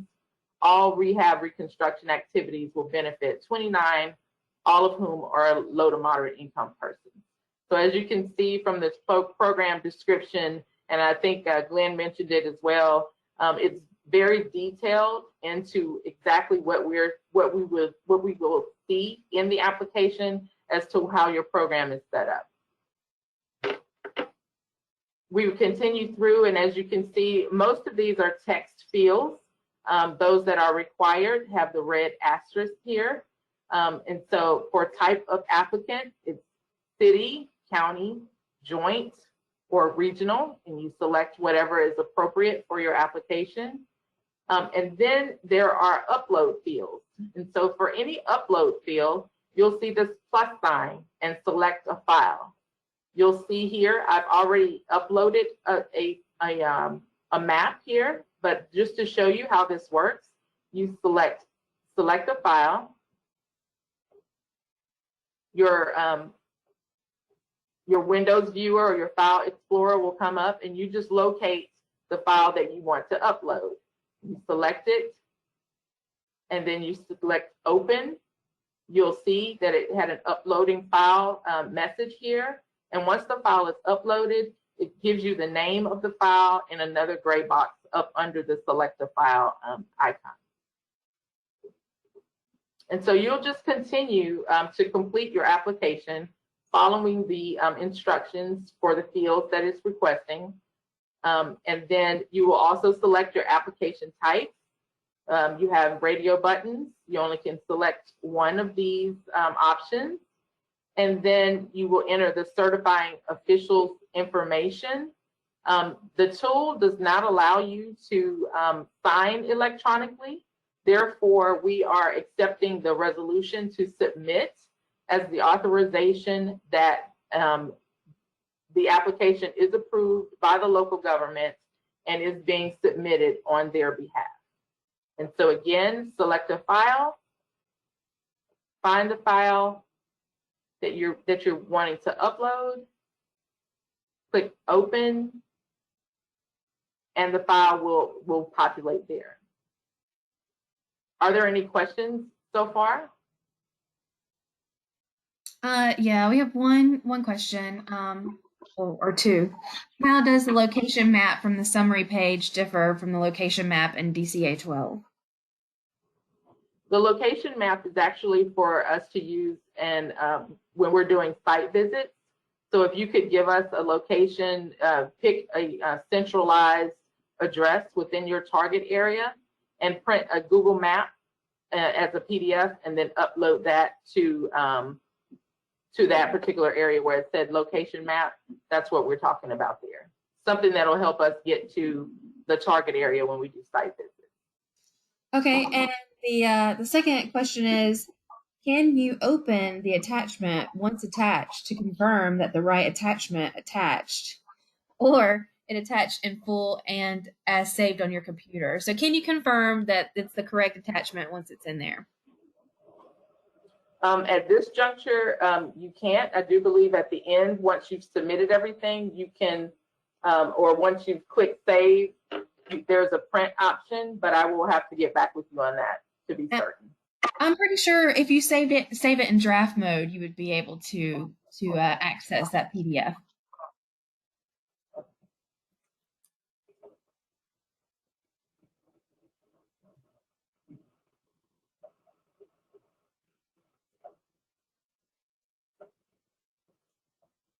Yeah, I can't. I'll have to check with eCivis on how to do that.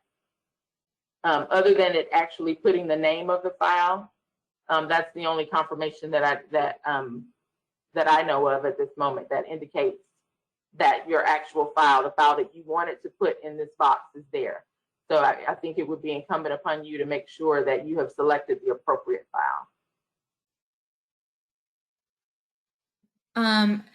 Okay, well, great question, Carol. Thank you. Then the next question is uploaded PDFs, or just a statement, just FYI, uploaded PDFs were not accessible in the mitigation application module. So once again, we will be checking with eCivis on that functionality. Thank you so much. Yes, thank you so much. And of course, as Kim showed, you can always re-upload a file if you're not confident it's the right one. Can you say that again, Rob? You broke up for a moment. As Kim showed, there was already a file in there. She had no problem re-uploading a new one on top of it. So that's always something you can do, is if you're not confident you have the right file, you can always reselect it and re-upload to make sure you've got the right one. Thank you. Okay. For the proposed accomplishments in this area, there will be very general accomplishments that are collected here on the application. I'll show you later in the demonstration. There's a separate area completely for you to enter in your application budget and the goals by activity. And so we'll go over that in a few moments. But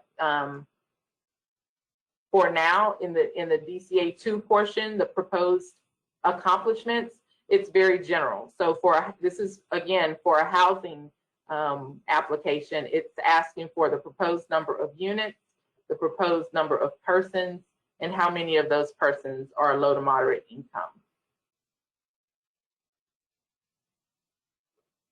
The DCA 3 is an upload field where you will, again, complete your narrative for your DCA 3 in a separate file, and then you will upload that file to the DCA3 area within the application. The same is true for many of the forms in the application portal. You have the same process for DCA3 as well as DCA4. In addition to DCA4, we all know that this is where you submit your photo documentation of need. I'm going to let Rob assist you with this area because, as you can note, there is the first upload is your photo key map, but the second and third batch areas are first through the third upload areas are batch uploads. And so, Rob, I'm going to turn it over to you to discuss some tips on how to incorporate the photos into a batch. With the system, there was no easy way to set it up so that you can create new fields as an applicant to upload an unlimited amount of individual files. So since there isn't any way to do that, you have to do it in batches. Probably the easiest method is if you just right-click on a desktop and go to New, one of the options you have is compressed zipped folder. And if I do that and create my zip called whatever I wanted, anything that makes sense to you, when you drag things into this, it'll treat this like a file and you can upload it all at one time. And our advice would be to try and group them in some logical fashion. Certainly, if you have more than one target area, you probably want to break them up that way. If you drove through the target area on different dates, you might want to break up individual dates by the different batch areas. Beyond that, the other two common ways, I'm having issues with Acrobat, but if you have a bunch of PDF photos, you should be able to add those together and turn them into one PDF.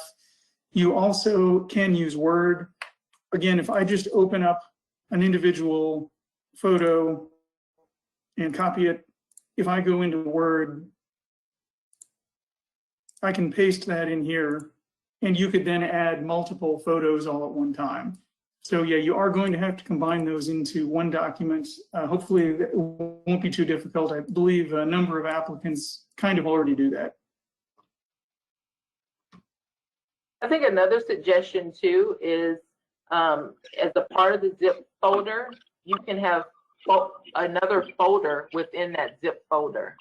So for instance, if you're doing a housing application and you want to show all of the photos for a particular unit, you could have a folder named Unit 1 and include all of the photos for Unit 1 and any of the other relevant photo documentation into that folder, and then drag that folder into the zip file for upload.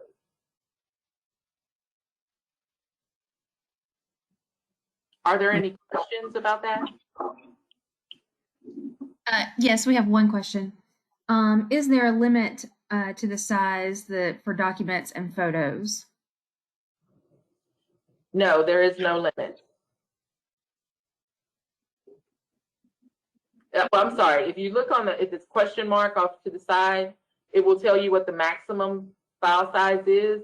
The maximum is 1,000 megabytes. And any file type is appropriate in the within the zip folder. That was the only question. Thank you.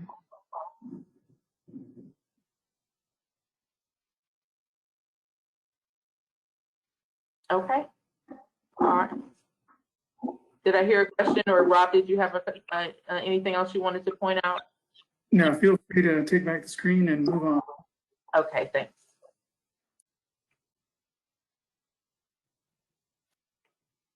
That was a beautiful photo, Rob. And so what I was saying here is this is where you would highlight where there's a question mark next to the selector file that tells you what the maximum file size is for that particular field. So that's helpful. Okay, Kim, we had another question pop up. Did Rob create a zip folder prior to submitting anything into the folder?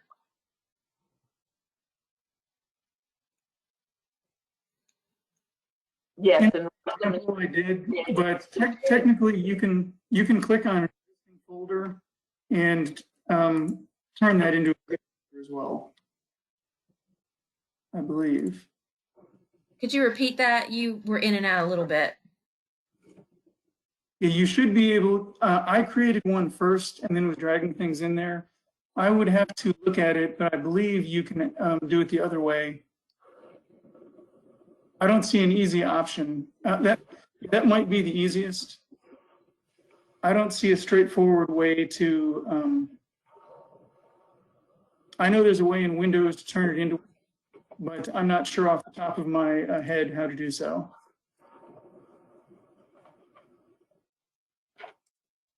okay, so for your illustration, you created the zip folder first and then dragged things into the folder. Yes, that's what I did. Okay. Yeah, the other option is if you right click on an existing folder and go down to the send to, it'll allow you to make a copy of the existing folder is a compressed zipped folder. Would you like me to share your screen? You can if you want to. Okay.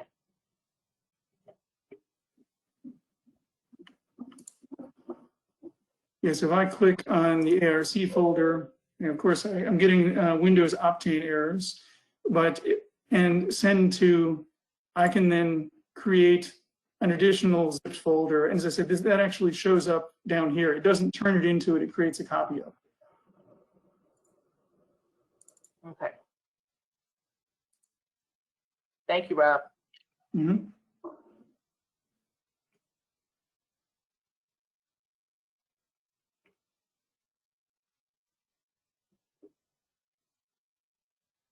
Okay, and so you will continue with the upload feature for DCA 5. And for DCA 6, you'll enter in some narrative about your survey methodology. If you recall on the previous DCA 6 form, there is a block for survey methodology near the bottom. You can enter that narrative here. And then afterwards, you can also upload the form as well as your survey form, a copy of your survey form, a copy of your summary table, and any other additional beneficiary documentation.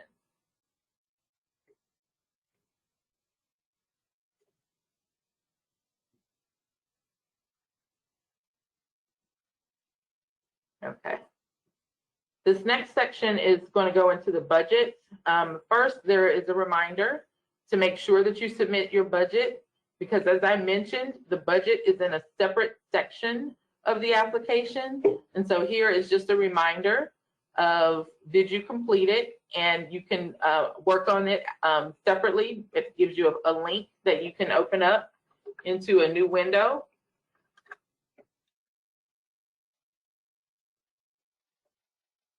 And here you will see the budget.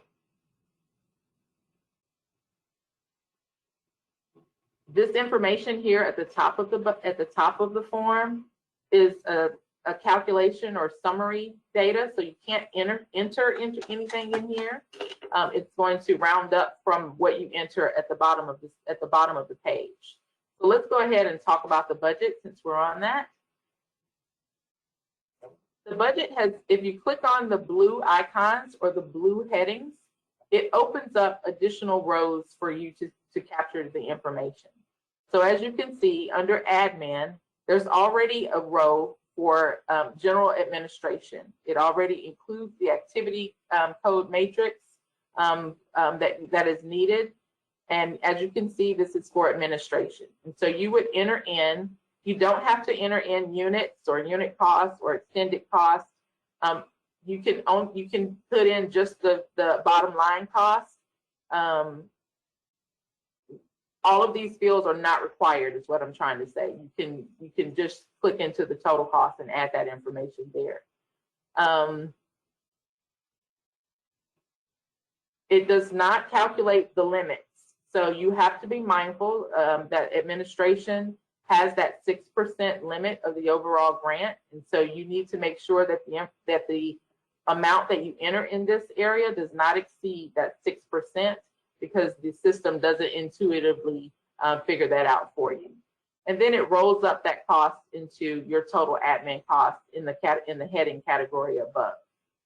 And so let's just go through and you can see as I click on each of these headings, the appropriate activity codes are listed. The eligible activity codes are listed, and you could just scroll to whichever one you need. Click on the box where you need to put the information and type it in. And then you'll see that it aggregates at the top.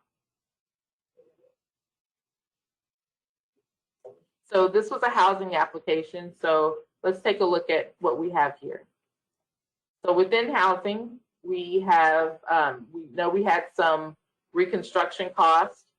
So in this instance, I did include an example that it was an aggregate. So there are 3 units that we're proposing at $75,000 per unit.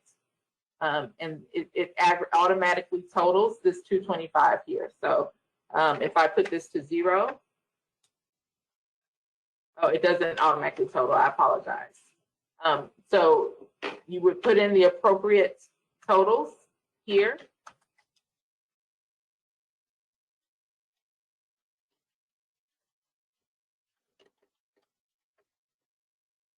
And then this cost share is the match that the local government or any leverage that the local government is putting in. So for this particular line item, I'm indicating under cost share that the local government anticipates paying $50,000 of this reconstruction of private property activity line. And it is captured up here in the total summary that it is a direct cost of $225,000 with a cost share with the local government of $50,000. And then when we scroll back up to the top, that information also is tallied in total between all of the categories and all of the budget line items that I have entered. And so it's showing that in total, there was a local match of $50,000 that's been submitted, and that is 10.64%. That's an auto calculation of the total project cost. And an additional thing I'd like to mention is in the earlier part of the application, Kim was showing we determined all the fields and the field names. Here, this is part of the system that we purchased. And where it says match and cost share, the system does not differentiate between match and leverage. So when they say match, they're talking about all additional funds that go into the grant. That would include leverage. Yes. So if the cost, if there were additional costs, if you were paying over and above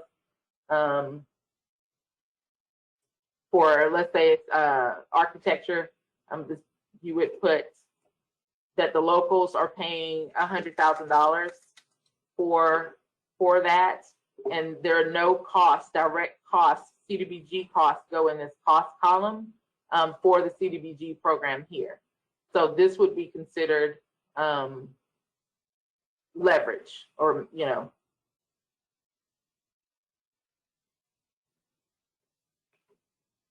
And so you would go through this exercise for each of the categories. And as I mentioned, as you click on the heading, it does drop down and give you the additional eligible activity codes under that specific heading. And once you've completed that, there's a save button at the bottom. You make sure to hit save.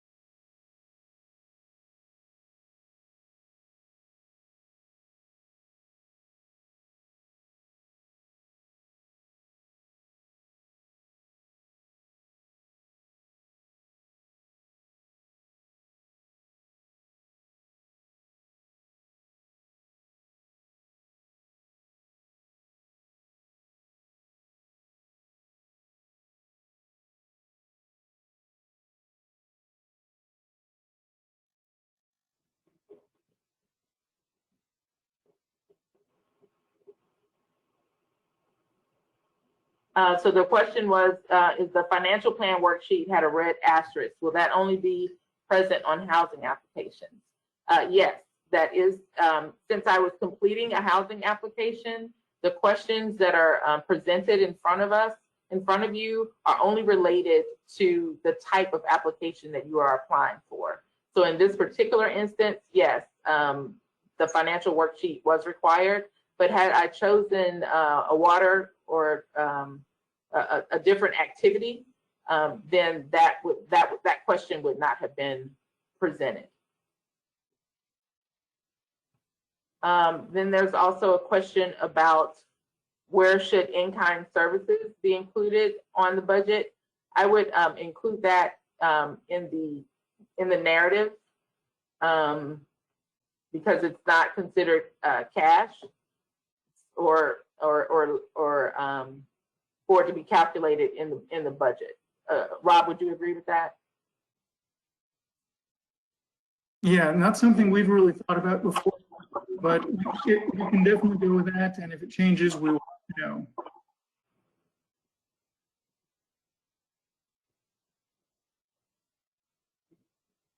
Okay, does the system do any auto saving?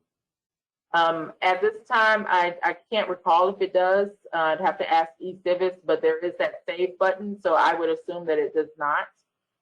So ensure that you're saving frequently. Kim, I lost internet, so I didn't get to hear if you answered this question about 3 reconstructions that all have different cost amounts. Do you list them separately? Yeah, I was just getting to that. Okay, yes, so sorry about that. 3 different reconstructions. Oh no, you're fine. If you have 3 different reconstructions on the budget, you really would just put the total amount budgeted for reconstruction as a whole. You don't necessarily have to break it out per unit on the budget. You would do that on your financial plan.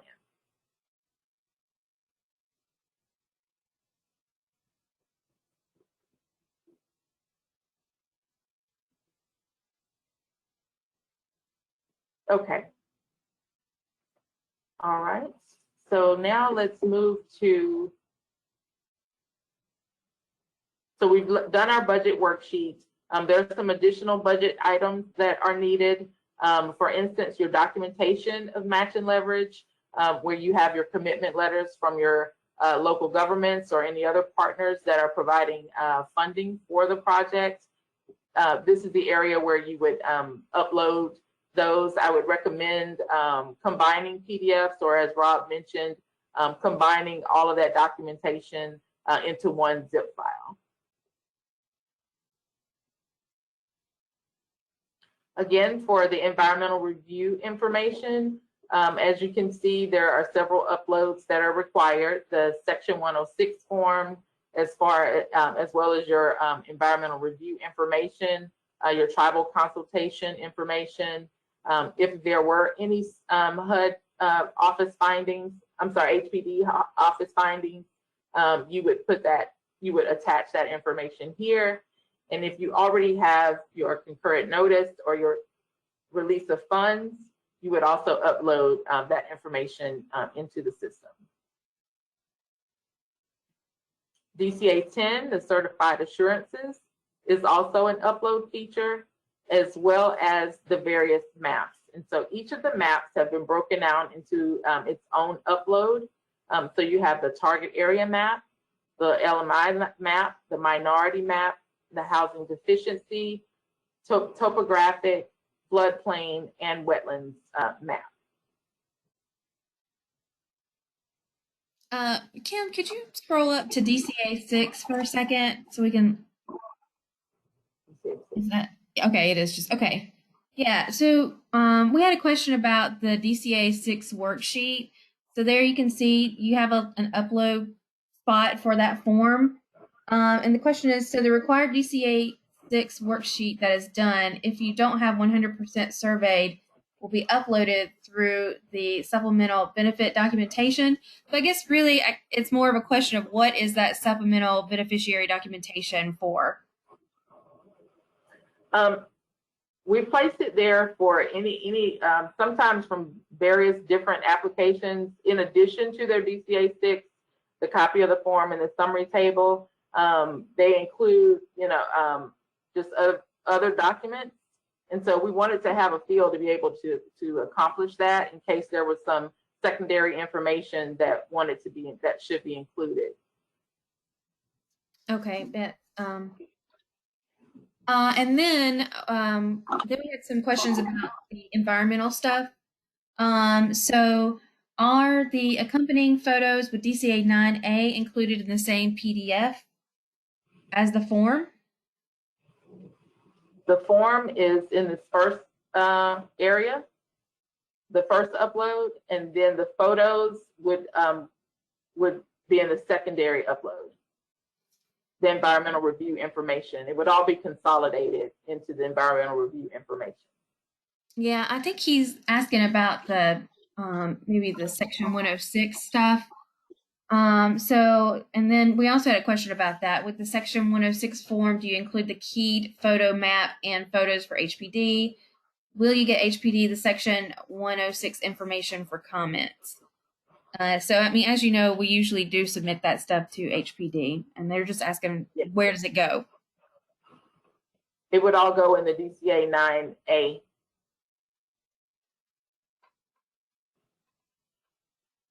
This section. And then we are working with HPD to make sure that they are a part of our review process so that they can also receive this information since we don't have the hard copy applications that we've provided them a copy in the past. Yeah, and then we have a question about merging the forms, and we haven't considered that yet, but I mean, of course, since they are internal to us now, we are increasing our coordination with them. So thank you for the question. Yes. Yeah. All right, so just confirmation. So we still submit the photos and the keyed photo map twice.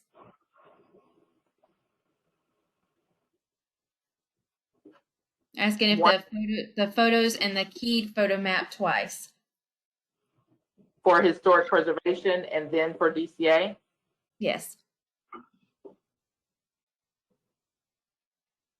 I would say yes, yes, because this section here, the environmental review section, will be reviewed by HPD as opposed to DCA. That is a suggestion, and next year as we formulate the FY22 application, we can consider how we can do some consolidation of the two. Right, and then we just need some clarification. Do we still upload the photos to the section 9 environmental review information, even if we've already received clearance from SHPO? There is a spot there for your letter, the State Historic Preservation Office findings. You can just submit that letter there if you don't want to go through uploading your photos again. Yeah, and what I would do instead, because this is a required field, if you've already gotten your letter, yes, please upload it there.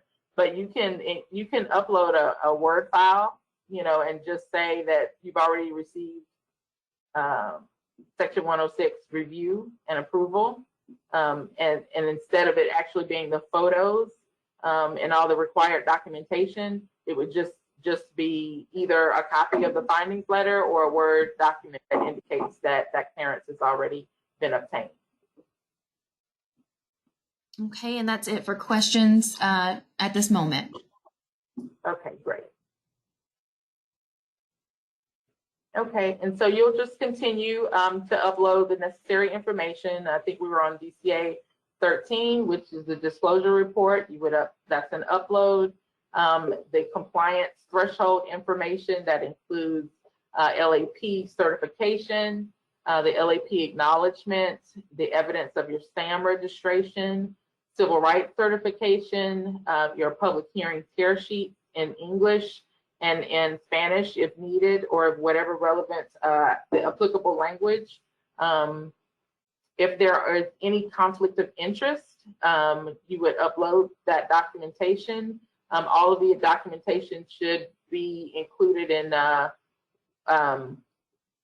I believe you can actually do multiple files, and so you don't have to zip them all together if you want to. You could go ahead and put the disclosure and then the minutes and all that, or you could go ahead and put it in one zip folder, but all of that information would be placed here.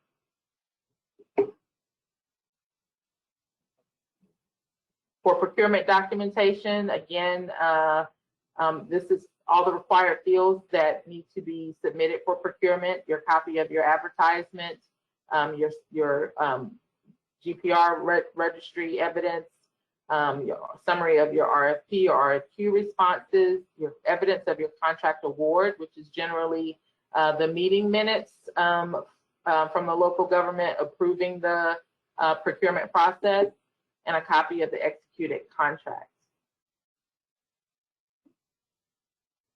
And then we have additional upload fields for various application documentation. As you can see, they're not required fields, only because depending on the type of application you're submitting, you may have varying types of documentation to submit. But I want to definitely preference that the manual is the guide on what is required for upload versus the actual upload, the actual application tool. So if the manual indicates that a piece of documentation is required, then that is your guide to ensure that it is uploaded into the application module.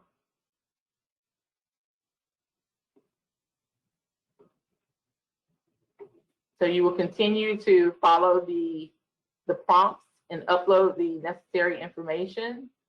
You have your PER, your release of funds, your housing work write-up is also here because this is the housing application. And as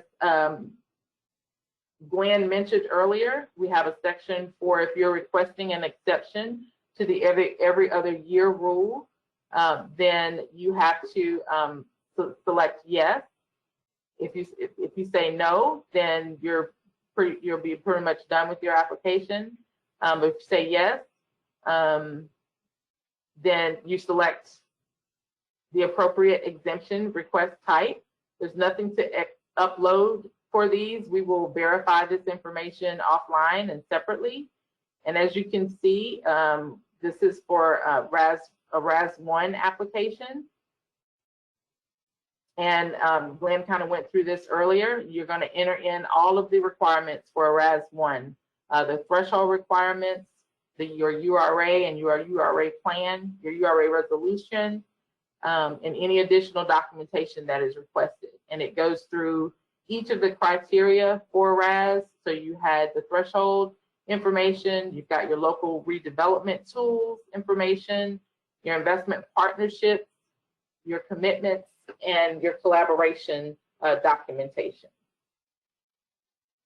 And as there are additional citizen participation requirements for establishment of a RAS, and so you would upload the appropriate information as well. And then you would hit save. If there are any pieces of information that aren't included in your application, when you hit mark complete, it will tell you that you are missing some fields. So as you can see, we didn't enter in any information for the target area for the photos and the batch sheet. So go ahead and it lets us know that this is a required field. So you will not be able to complete the application until all of the required fields have actually been addressed. Now let's take a look at the application goals or the accomplishments that you propose for your project. So down in the bottom section of the application screen, the application budget and goals, we earlier did the budget. So your budget is complete. Now we'll take a look at your goals. The goals have already been the activities have been pre-populated off to the side. So you need to just off to the left side. And so you find the appropriate one for the type of activity that you are applying for. So in this instance, as I mentioned, this was action. So I've scrolled down to the housing rehabilitation and reconstruction activities, and it's asking for the number of housing units as well as the number of persons served. Those are the only two goals that are listed for housing rehabilitation and reconstruction. And at this point, those are the only things that you will have to enter based off of whatever program that you are applying for.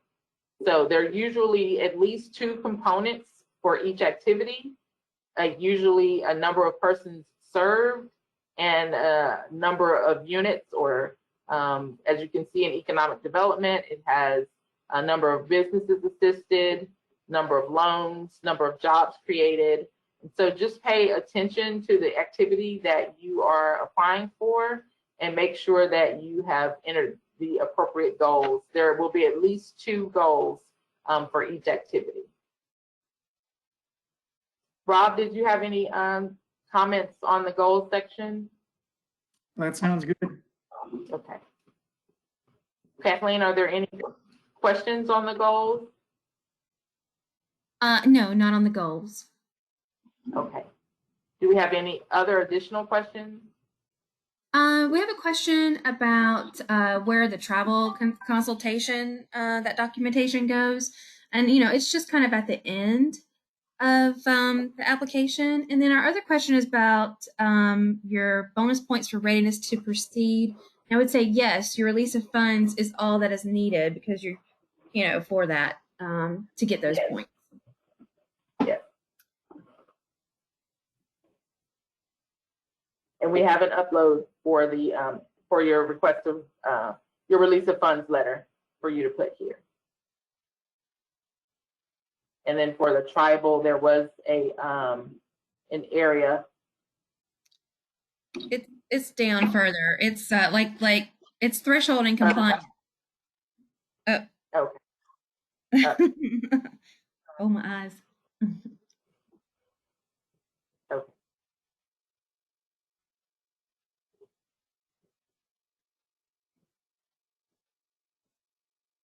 Okay.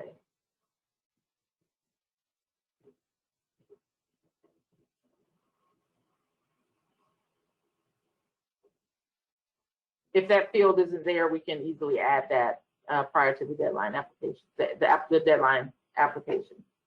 Oh, it's there. I saw it. Oh, okay. Okay. All right. All right. So that's in general the application portal.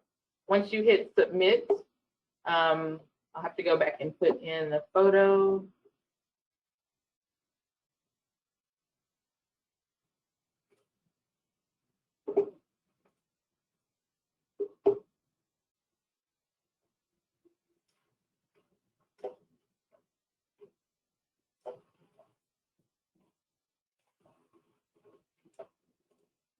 So as you can see, there's some fields that I missed. And forgive me, I'm just putting any random uploads to this just for demonstration purposes.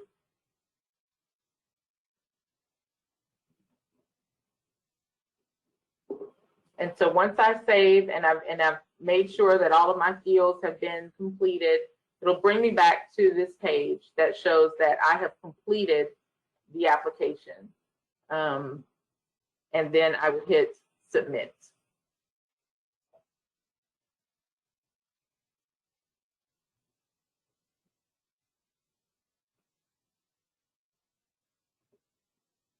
And you will see that there's a confirmation that this has been submitted, and then you can view your application.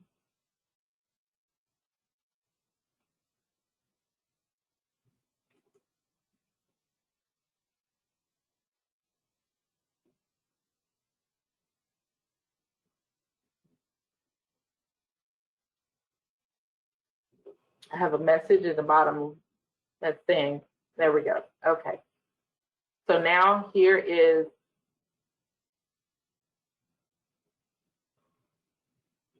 a view of my application with all the fields completed. I can click on any attachment that I have included to ensure that it is the actual attachment that I wanted to have there. So here's a preview of it.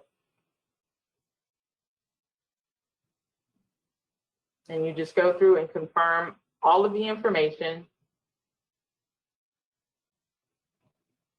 Kim, we have a question. If we submit before June 4th, but there's an error and we need to go back in, is there a way to go back in once it's been submitted? You will have to reach out to our office and we can put it back in draft form, draft for you to make those changes. We can't do it, but we can take care of that on our end.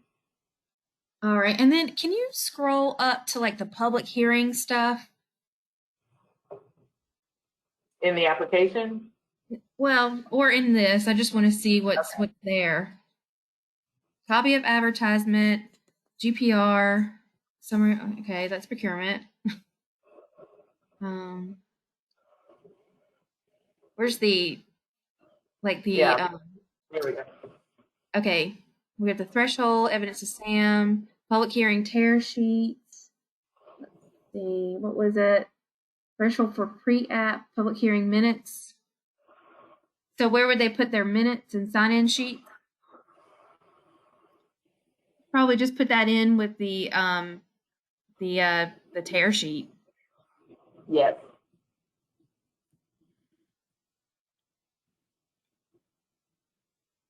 Okay, and then Linda, I don't know, I guess just make sure, let us know whenever people can unmute themselves. We have someone with 2 questions. Okay. All right. I've unmuted myself. Okay. I'm still a little confused on actually how to start the application.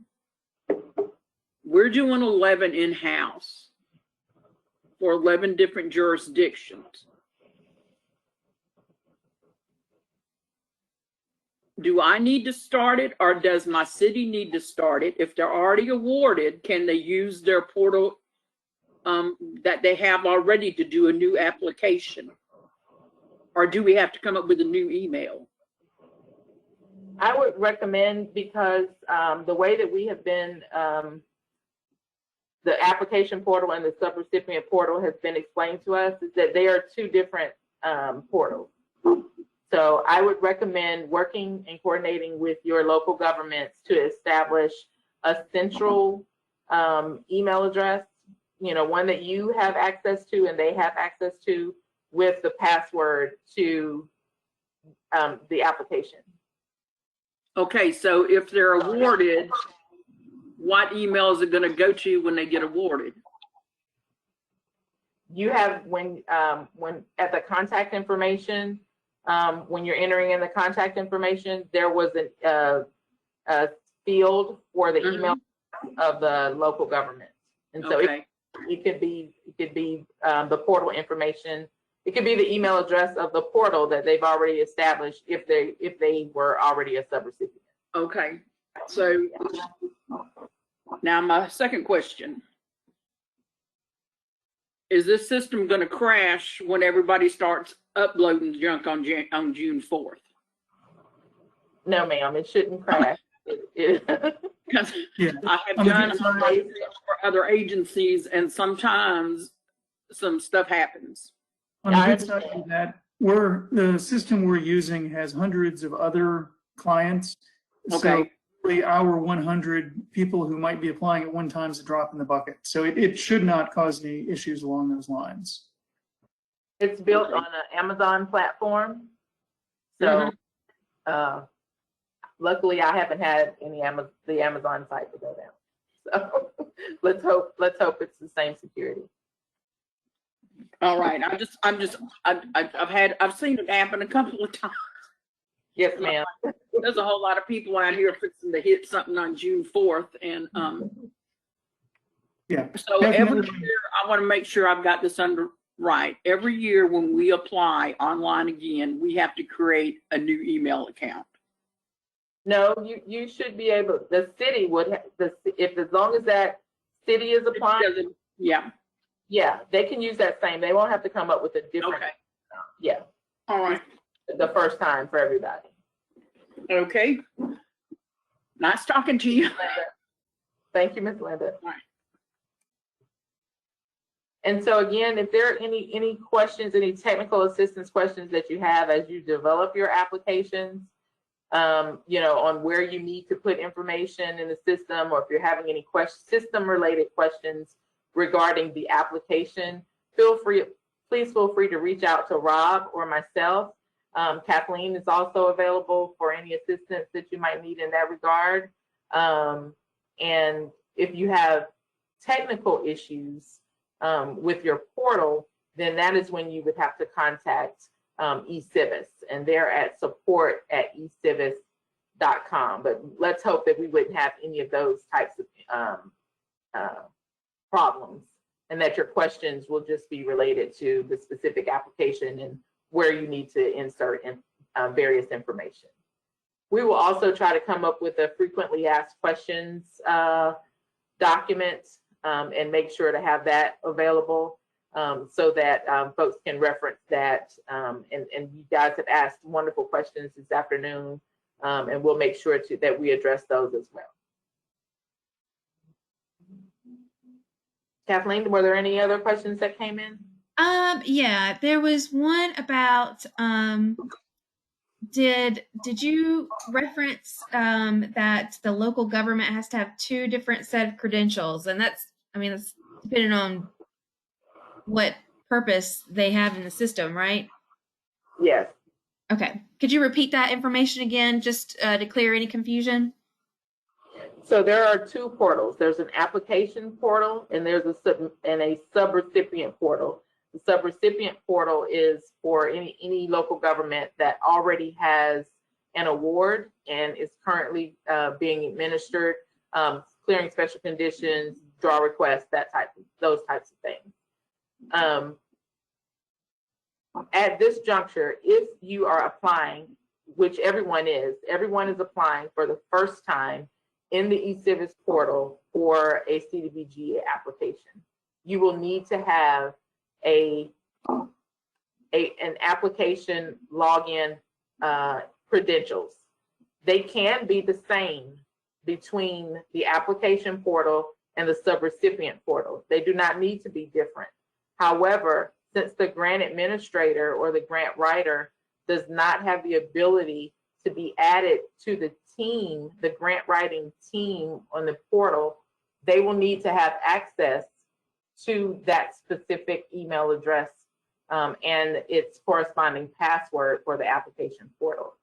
Therefore, we are recommending that it be a centralized or joint email with a shared password for both the local government and the grant writer to have access to. Yeah, it can get complicated. Assuming there's only one grant administrator working with the city, it's probably fine to just share some of that information. It gets better if, say, the community has 2 grants and they're each managed by a different grant administrator. In a situation like that, they probably will want to have different email accounts for the different grants so that one grant administrator is not seeing all the communication that's going to the other one. So if it's a more straightforward, you have one city, if it has multiple grants, they're all managed by the same grant administrator, it's probably relatively straightforward. Okay, and we still have a question about what's actually listed underneath the threshold compliance, where the travel consultation report goes. But for those of you asking, I'm going to look into it, and we'll address that. I thought it was there when we filled out our fake applications. It was definitely listed there. And then there's question about the deadline countdown. Apparently it says 111, or maybe not 7, or maybe it does say 77. It might be inaccurate. I don't know. We'll look into that. Yeah, I've already submitted the application, so I can't go back to that time. But when we started the demonstration, it said 77 days. Okay. And then one more time, can each application portal account only submit one application, or can one portal submit multiple applications in regional at the same time? Multiple applications such as CDBG, ITAD, and regional at the same time, or is it only just this annual that we have open? So currently, the only application that is available in eCivis is the annual competition. For our group, at least. Of course, some of the disaster is also available. Yes, yes. But when you remember when we were on the DCA site, when you go back to the solicitation, this solicitation and this apply button only references the annual competition. But you can use the same portal information, the portal account, and work on your annual competition or work on your CDBG MIT application all at the same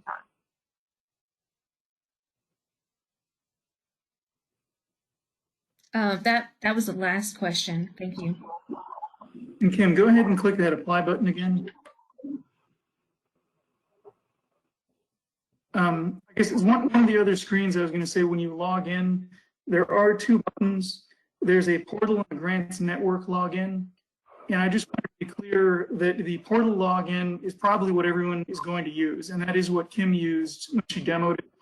If you have an existing contract with eCivis Grants Network, then you would use the other login. So for us, since we're paying them, we use the Grants Network login. If you are not paying them and another agency like DCA is providing your account, then you'd use the portal login. But there actually are some other agencies and local governments in the state who do have an existing relationship with eCivis.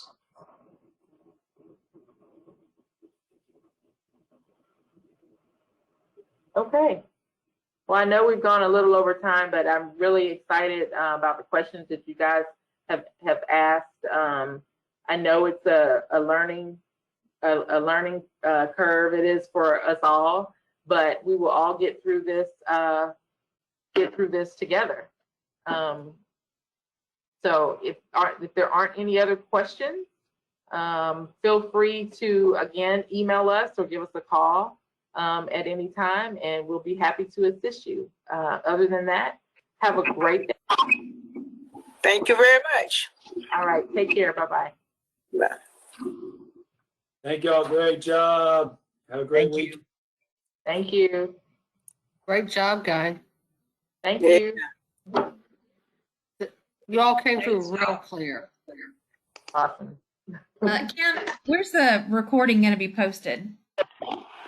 Great job. Normally I get an email. Okay. Oh, it'll be placed on the website. Sorry. Okay. I was just going to roll with that. I'm sorry. All right. Bye, everybody.